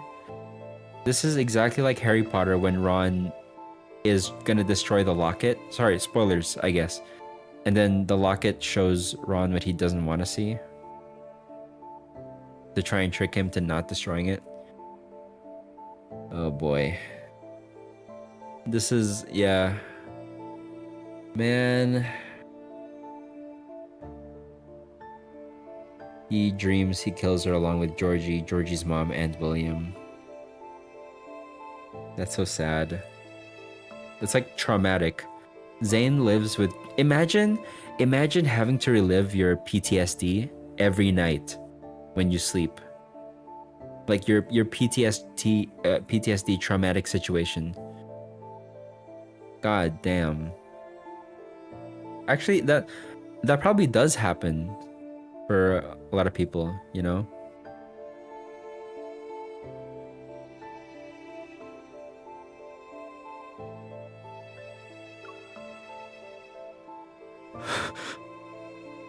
The massive shadow before him breaks along with the other protocol cluster. The illusion in his arms changes again, but he doesn't look up. He only clenches his fist. It's time to end this. A cold gleam flickers, and pure black ice crystals surge beneath him. They freeze every figure that lurks within the shadows. The darkness is suppressed, and his surroundings change. It's foggy. A blurry figure gradually emerges from the cracks in this space. ZAYNE conjures black ice and takes aim. However, his body becomes immobile, as if he's frozen in place. You shouldn't throw yourself into danger just for her. Who? His entire body becomes encased in ice. What? Black crystals pierce his chest and spread to his fingers? The intense pain leaves ZAYNE back, drenched in sweat. He is unable to control his body as he collapses. His heart races in fear as he hears that cold voice. This is not Astra, is it? This is not Astra's voice. Seek your destiny. Only then can you be redeemed. Or is this Carter? No, this is not Carter. There's no way this would be Carter. Oh my god. Okay, I didn't expect to see or hear Astra in this memory. Or this is not even a memory. I didn't expect, so it's not confirmed, but it's a most likely Astra. Wow. Wow. Wow. I didn't expect to ever hear Astra voiced. I thought he would just be like this omniscient, like, narrator in the sky, never talking. We've only heard his voice one other time, and it's in one of his 4-star tender moments. Oh, really?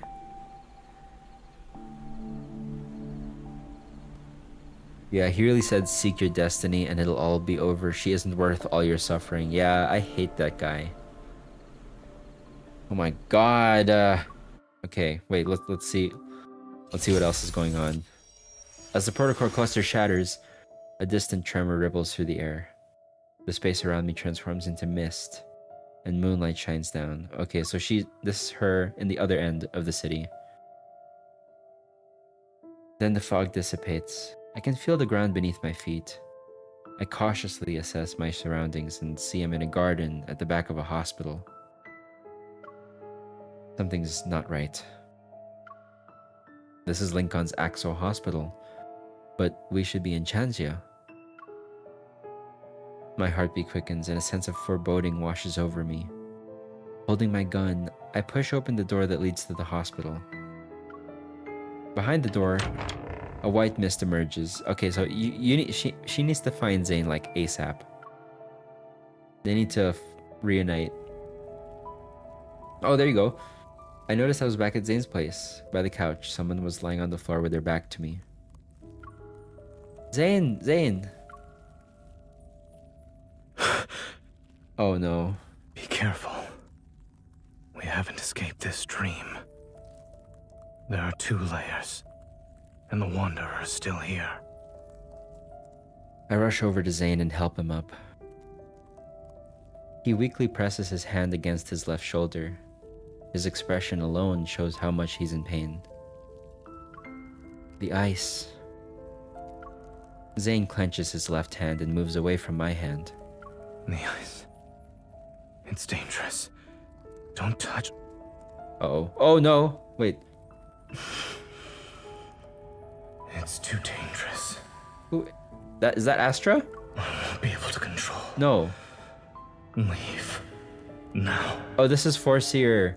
This is the Foreseer kindled.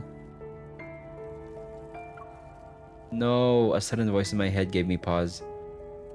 Despite the warning, I leaned in to inspect Zayne's injury, feeling my heart sink with each passing moment.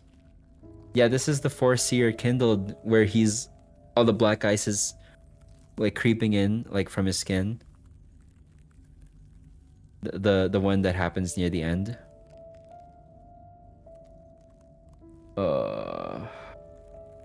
Despite the warning, I leaned in to inspect Zayne's injury, feeling my heart sink with each passing moment.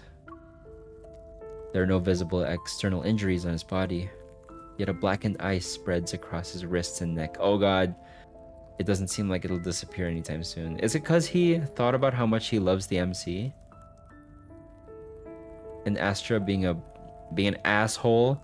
Astra? More like Astra hole. Okay, wait, I could make that a bit better. Astra, yeah. Astra.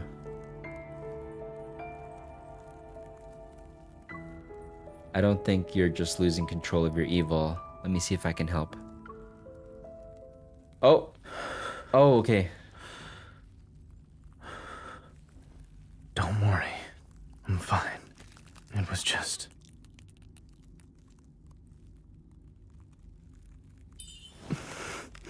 Doesn't look like you're fine.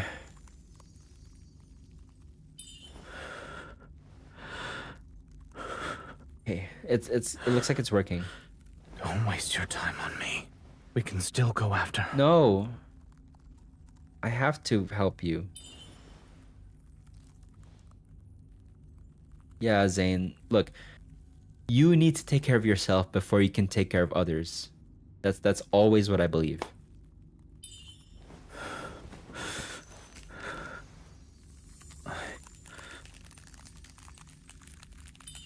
There's no use resisting. If I were you, I'd just listen and follow.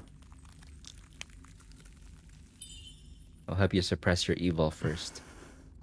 My left shoulder, a little lower.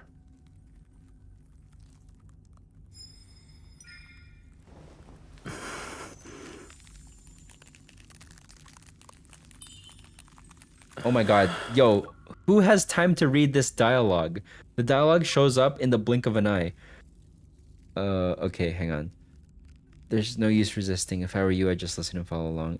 I'll help you suppress your evil first. Tell me the area I should resonate with you so you recover faster. You might be more familiar with what happens in dreams, but I'm an expert with dealing with wanderers. If you rush in head first again, I won't save you. That is inconvenient. Yeah, it's so disruptive. I would hope so. Oh my god. I know how this nightmare ends. Wanderers aren't the only threat here. When push comes to shove, leaving me behind might be for the best. No, I'm not doing that. Stop saying that.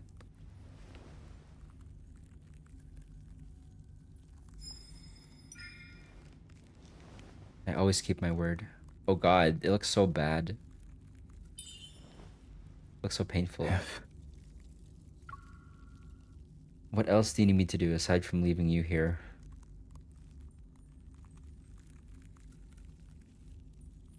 If I do something that ends up hurting you, don't go easy on me.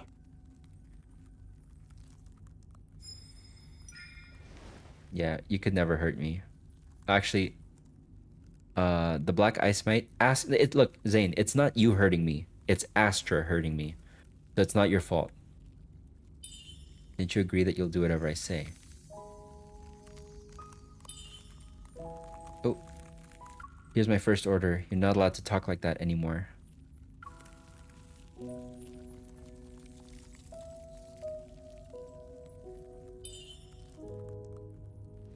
Wait, this is...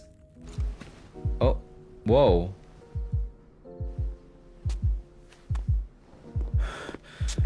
What happened to her? What?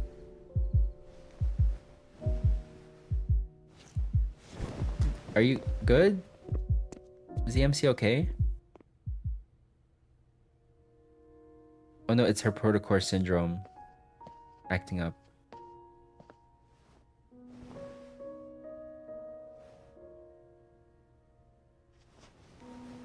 Letting you step into this nightmare, perhaps was another mistake.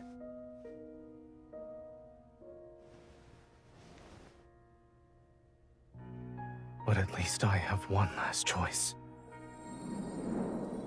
What is it? What is happening?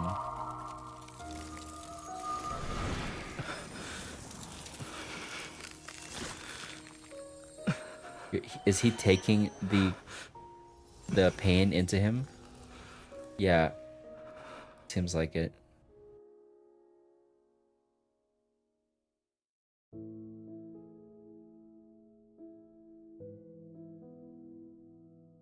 Did he just take the pain that... Oh, she had unintentionally taken Astra's curse away from Zane when she resonated, but now he took it back. Oh, okay. So, wow. So, either he is saddled with Astra's curse, or she is? Like, that's the only two choices? Oh my god. My god. As I gather my thoughts, the weary face before me momentarily merges with a blurry image of Zane in my fragmented memories. But they immediately separate. Wait, when was I pulled into the protofield? I was attacked by that wanderer and lost consciousness. The wound should be on my body, but it's gone. I give Zayne an inquisitive look. I want an answer, but he averts his gaze instead. Zayne, what did you do while I was unconscious? Oh my god. When will they get out? Chapter 10.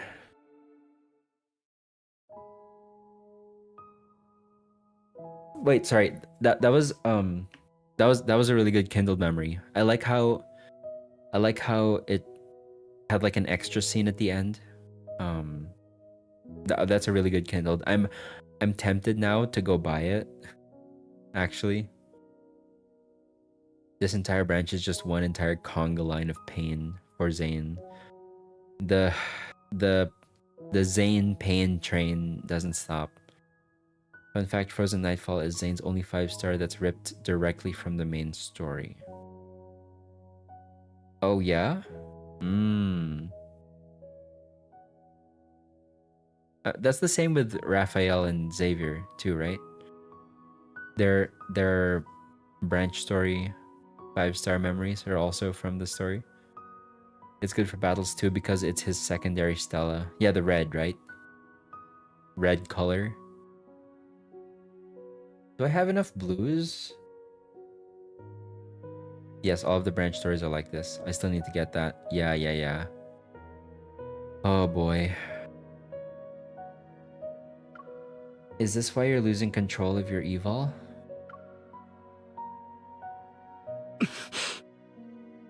Uh-oh. The silence confirms my suspicions. I lower my head and my hands that rest on his titan. Yeah, it's in the shop. Before the worry and guilt in my heart coalesce into coherent words, they disappear because of Zayne's presence. He lowers his head, and his chin rests on the top of my head. You're my hunter escort, correct? Protecting you was protecting myself. And after subjecting you to a distressing dream, ensuring you can leave safely is the least I should do. Why are you making it sound like you dragged me through hell and back? Your dream didn't hurt me. The mist is exploiting it. What if the Wanderer wasn't the only source of danger? Uh-oh. You've seen how bleak and oppressive this dream is. As you said, it's not exactly being nice to me. That's not your fault, Zayne. Perhaps the dream itself is the real threat here. Yes. Zayne talks slower, enunciating each word with a gentle tone. It's as if he's trying to calm his simmering inner turmoil. I realize something. After we enter the protofield that's based on Zayne's dream, he's been acting more hesitant. Could it be... Zayne, this nightmare is more than just a dream to you, right? Oh, so she figured it out. It's like a completely other reality that he peers into. I sense his hand subtly move, a testament to its master's emotions that are always restrained. A dream remains a dream so long as you wake up from it. But when that day comes, when I can't wake up... Are you worried you'll be trapped in your dreams? Or that your dreams will encroach on reality? If that day ever comes, I'll find you in your dream. Even if the world falls into chaos and everything turns upside down, I'll never forget who I am, and I won't forget who you are. By then, I'll find you in your dreams, the real you. The residence's light quietly flows from my fingers as I make a not-so-solemn promise in a calm voice. Zayne's breath hitches, as if it's suspended in air for a while. Then he exhales, his breath carrying the weight of unspoken sentiments. Yeah, the MC is a queen for this, for real. If all else fails, I'll bury you in the body of a snowman. You'll be a super big snowman. What? I close my eyes and banish the myriad of questions and worries from my mind. If you can't deal with it by yourself, then we'll face it together. I'm the best there is, so I'm sure I can lend a hand. Yeah, the snowman mention was kind of like a funny thing to just like squeeze into this. I see your problem-solving skills are more on the straightforward, brutal side. Should we consider this a side effect of you becoming stronger? It's called having the freedom that comes with power. Purify? All the black ice disappeared. How are you feeling? Does it hurt? I look up and meet Zayne's gaze. It seems he's been observing me for a while. It doesn't hurt anymore. Don't. Just as I'm about to tell Zayne not to lie again, he turns over my hand. A sliver of glimmering icy light appears in my palm. He takes back his hand and 2 chubby ice seals, tumble into my hand. Aw, he made 2 this time. You get 2. As an escort, you are very professional while on the job. This is your reward, since I have nothing else to give you. Aw, I'll gladly take it. Thank you, Zayne. Do you trust me now? Yes, 100%. From where I am, light and shadows dance upon his features. They accentuate the mirth in his eyes. You keep telling me not to push myself, but you also need to stop disregarding your safety. Yes, please, Zayne, stop throwing yourself into dangerous situations without fear of your own life. He nods. I clench my hand and reach out to him. I help him stand on his feet as I get up. You said the stream has 2 layers. Are we in the outer layer 1 because we broke the inner layer? He turns around and walks ahead to open the door. We step out to be greeted by the light. That was long. By the night breeze, we retrace our steps through the corridor and return to the hospital garden, which feels familiar yet strange.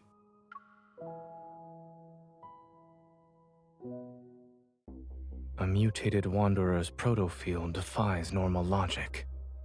It could be hiding anywhere. Outside the hospital, skyscrapers rise like towering concrete trees in a forest.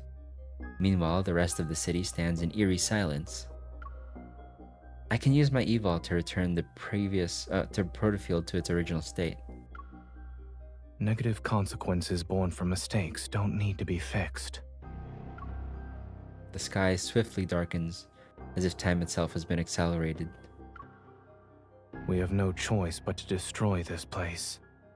Alright, let's do it. Wait, we'll do it together.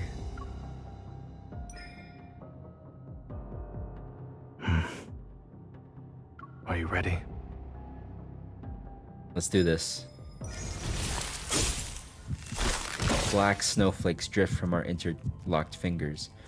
The night wind momentarily suspends before swirling into a frenzied flurry once more. Underneath our feet, a vast expanse of ice crystals blossoms. The ground, the buildings, and even the particles floating in the air were all ensnared in the swift spreading of the chilling light, wrapped in its icy embrace. In an instant, the entire world froze into a black amber. A rift violently tears through the fabric of this space. The Wanderer can't hide anymore. It screeches and reveals its true form. Yes, let's beat his ass. I want to fight now. There it is, let's go. Zayne's coat flutters wildly in the wind. Amidst nightmarish darkness, an icy glimmer materializes in his hand. Let's end this before the breaking dawn arrives. Breaking dawn arrives. Wait, I just realized that that's a Twilight book as well. Oh. Okay, let's play this. All right, let's go, let's go. Oh my goodness. We're nearing the ending stretch of this. We don't have much time. Let's make this quick. This is dangerous. Look after yourself. They won't be able to lay a finger on you. Man, I'm not used to having normal ZAYNE instead of Master Fate. Go back to the pit you came Not that from. I'm complaining. Keep your distance, or else you'll get hurt. But I do miss Master Fate. But yeah, we do get to use Dawnbreaker. Struggling is futile. That's fine. With our combined strength. Here I go. That's fine, that's fine. Okay, this is what it looks like. Here it comes. Okay, come on. Here it comes. Watch out. Oh no, I used my... Keep your distance from it. Watch out. I'm okay. Let's take Thank it you, down ZAYNE.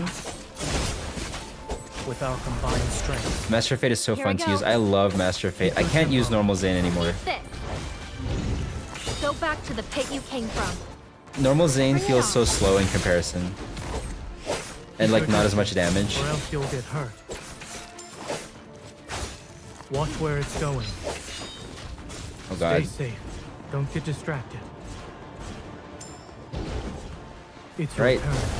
That's it. Now's our chance. I'll send it on a journey. That was fast. So were you. Okay, I can just burst it down now. Be careful. Proceed with caution. You Okay, won't almost escape. there. My turn. Be ready for Nice, finish it in let's one go. attempt. And it wasn't You messy. enjoy Force here too, but Master Fate is easier to build a team for. That is true. That is true. Interesting that you want a gun for Master Fate, because I really like the sword. For some reason, I don't really like the gun in this game. But then again, I feel like I will like the gun if I use like Caleb. You know Caleb's like Air Force outfit or companion. If I had that for Caleb, I think I would like guns more. Dawnbreaker's ice is a different color than other ZAYNE's too. Oh, I didn't even notice that. Is it black? Yeah, fast-paced combat, so Master Fate is my cup of tea. That's what I'm saying. I like guns too, so I'm hoping ZAYNE's new myth gets guns instead of a claymore. Oh yeah, please. I hope it's not a claymore, for the love of God. Dawnbreaker does have black ice. Oh boy. Okay. Black with white highlights. I see. Black with white highlights.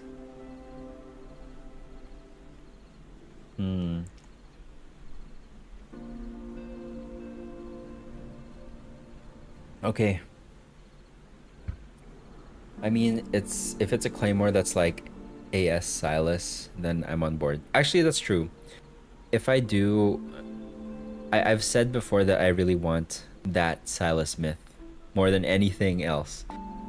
If I get that Silas myth, I'm building a Silas team, like right then and there. If someone manifests a claymore myth for ZAYNE, I will commit dessert crimes in front of their salad. What does that even mean? Okay. Yeah, but if it's standard claymore, no thank you. That's what I'm saying. Like, if it's just a run-of-the-mill cookie-cutter claymore and it feels clunky still, no siree. Not for me. Okay. Chapter 12. Once the final blow is dealt to the Wanderer, an intense tremor surges from the depths of my heart. But the resonance is unmistakably this time. What? Unmistakable this time. It's akin to gentle waves brimming with power. A light, warm glow gently descends into my palm. Okay, good, we're back. Please tell me Carter is not here. Is this Chansha Hospital? The breaking dawn's light streams in through the window. In the silent corridor, the air carries a faint scent of disinfectant. Have we returned? ZAYNE! I'm here. There he is. As my hand is tenderly squeezed, I turn my head. Zane is next to me. It means I will be dumping ketchup on their cakes and mustards on their muffins. Oh my god. That is evil. That is actually so evil. Oh my god. Mustard on muffins. Oh gosh. Ugh. Disgusting. Wait, I need to double check. Are we still in the protofield? Or are we in reality? We're back. We're back in real world. It's not like Inception. Oh.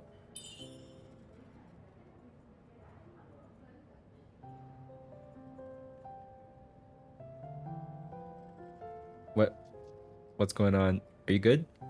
And turn back now.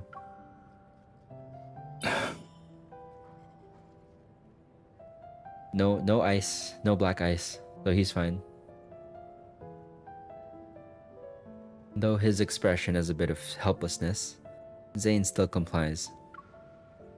Are you double-checking or making me play a game of turnaround? I'm confirming that Dr. Zane is the person with me right now. Uh-oh, she collapses onto the ground. His arms immediately extend to steady me. Are you alright? Yes, I'm fine. I reach out but stop once I realize I'm holding something. I open my hands and see a protocore fragment. Oh, okay, we got the ether core. Yeah, we're good. A fragment of the ether core. At least our effort wasn't for nothing. You're back. As he always does, indulging us. Exactly. Dr. Zane!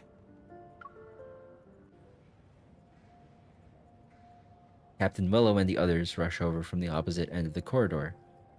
Their expressions reflect a mixture of relief, joy, and concern. Are you two okay? You're not hurt, are you? No, we're fine. It's been 3 whole days since you were trapped in that Wanderer's proto field. Everyone's been worried sick. 3 whole days? And all we had to eat was chocolate and energy drinks? Oh my god. For Captain Willow, I learned exactly what happened these 3 days.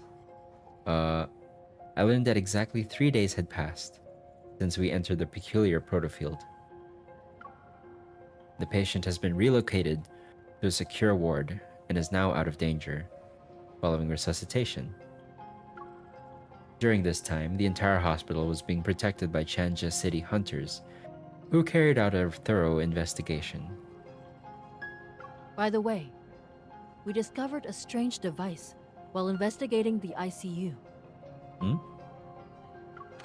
Speaking in a quieter tone, she gives me a sealed transparent bag. We found it hidden inside a flux stabilizer that was sitting in a corner. Almost went unnoticed. Ever since that incident happened in the ER, the hospital's flux stabilizers have been examined or replaced.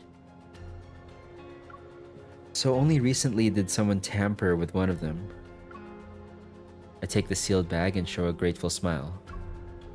I'll ask the association to conduct an investigation.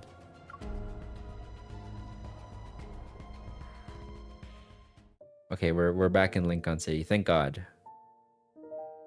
I open the door to Zane's home. It's beautiful and quiet. Zane?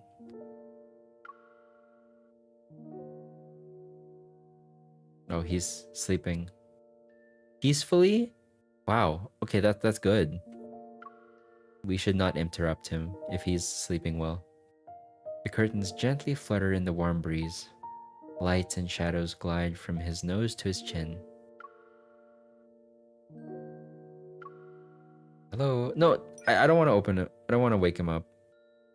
I move closer and place my hand over his chest. He must be exhausted.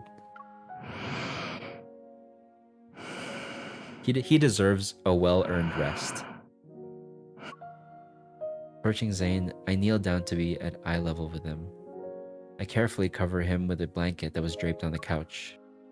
The tension on Zane's furrowed brow dissipates. His breath is steady, and his expression is serene and relaxed. I look at his face. the thoughts in my mind racing as I reflect on the whirlwind of events that have unfolded recently. You can finally rest. Exactly. Zane, you have earned your rest. Well, you didn't have to earn it. Rest is something that should just be an innate right to every person, but you know, you deserve it. I leave the living room and answer Simone's call. The preliminary analysis results are out for the thing you brought back. Oh yeah? Tell me. It has an intricate structure. Took me a while to disassemble it. I found a radio frequency chip that resonates with metaflux fluctuations. Basically, it's an energy transmitter. It can locate protocors and even attract wanderers via fluctuations. A wanderer attracting transmitter, what? As I recall what had happened, one figure stands out as the most suspicious. Carter. Oh, I knew it! I knew he was involved somehow. He just showed up before and after the patient displayed abnormalities. He called the wanderers to us the asshole. I share my suspicions with Simone. She then poses her own questions. The complexity of this small device is far beyond his understanding, and even Xander Sciences. It exhibits highly advanced protocore technology. Xander Sciences is a medical institution.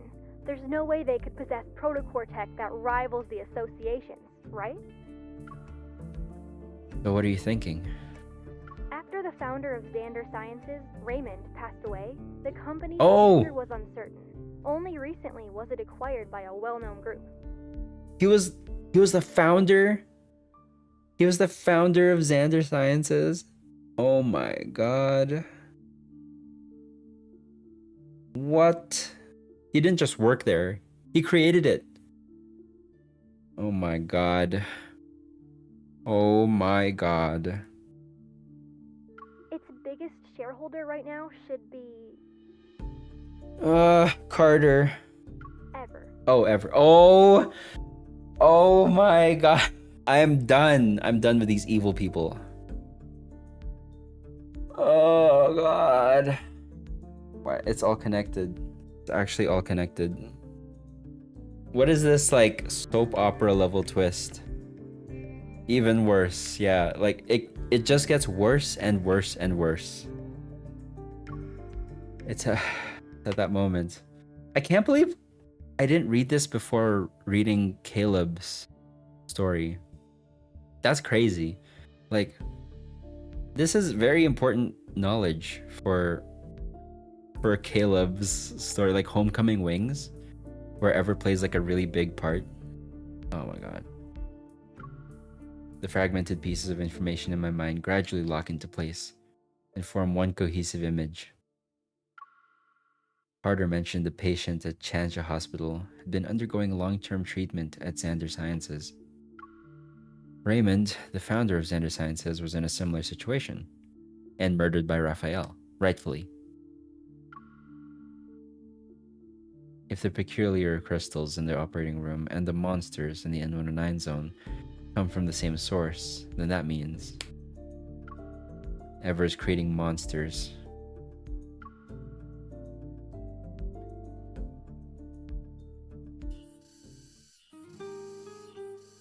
Xavier and Raph's branches have some relevant info too.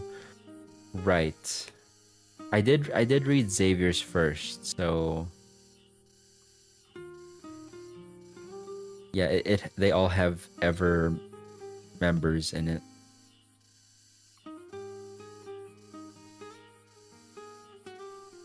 Once again, Zane finds himself chasing after that familiar figure. Under radiant sunlight, cicadas chirp very annoyingly in the background, while the pristine azure sky stretches as far as the eye can see. The sun sits on the edge of the city's high-rise buildings. The girl turns to him. She smiles. Well, at least he caught up to her. Finally. He holds out his hand to the girl, and she firmly grasps it in your hand. Sorry, oh my god. I'm so SpongeBob brained. Okay, ignore that. Ignore that.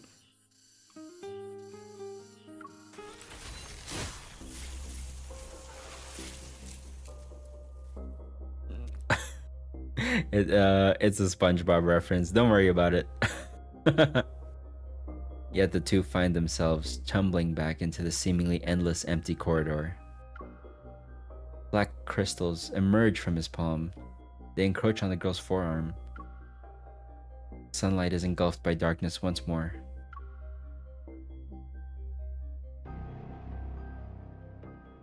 What was that last part? It sent us back to the... Oh no, so he's still dreaming? Wait, so remember when you said you were glad Zane was having nice dreams? He's still dreaming of that? That didn't fix his problem? Oh my god. Where do you... It...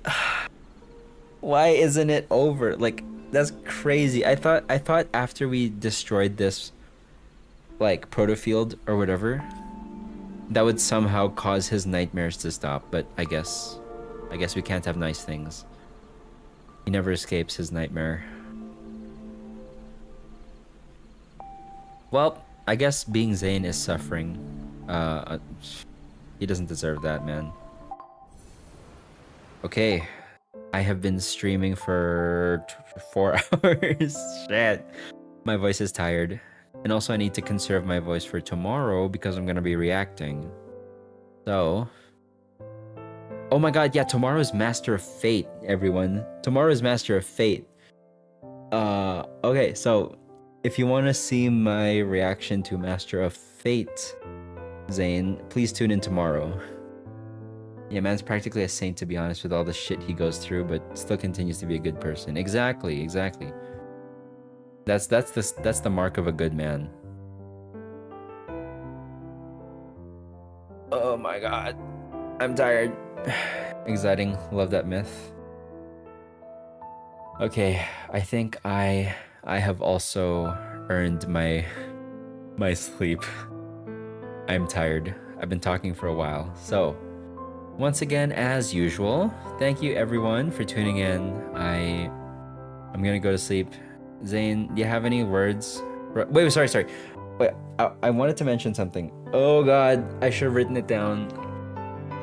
Oh no, I completely forgot what it was. We did eat good today. Oh, shoot. Man, I forgot what it was. I forgot what I wanted to say. I wanted to say something about, like, Zane lore. But I can't think of it. I forgot. It's okay, it's okay. I'll remember maybe I'll remember next. Maybe I'll remember tomorrow. Thank you for streaming, Restwell. Thank you. I shall. Zane, do you have any words to, like, leave us off on? Zane, talk, please. Please talk. Oh, lemon candy? Yeah, sure. I'll take that. Thank you. Okay, well, I guess he's not gonna say goodnight, so... Have a good night, everyone. I will see you all next time. Thank you for the stream, no problem. Thank you for the chats. Did he choose to wear this outfit, or did you make him wear it? I made him wear it. I made him wear it, especially the most loved in Deepspace. Up top. Good night, everyone. I will see. This is the perfect time to look at the moon. There you go. Yeah, look at the moon, everyone. Look at the moon, everyone. I'm gonna see the moon in my dreams, probably. I don't know. Okay, actually, good night now. Okay, bye.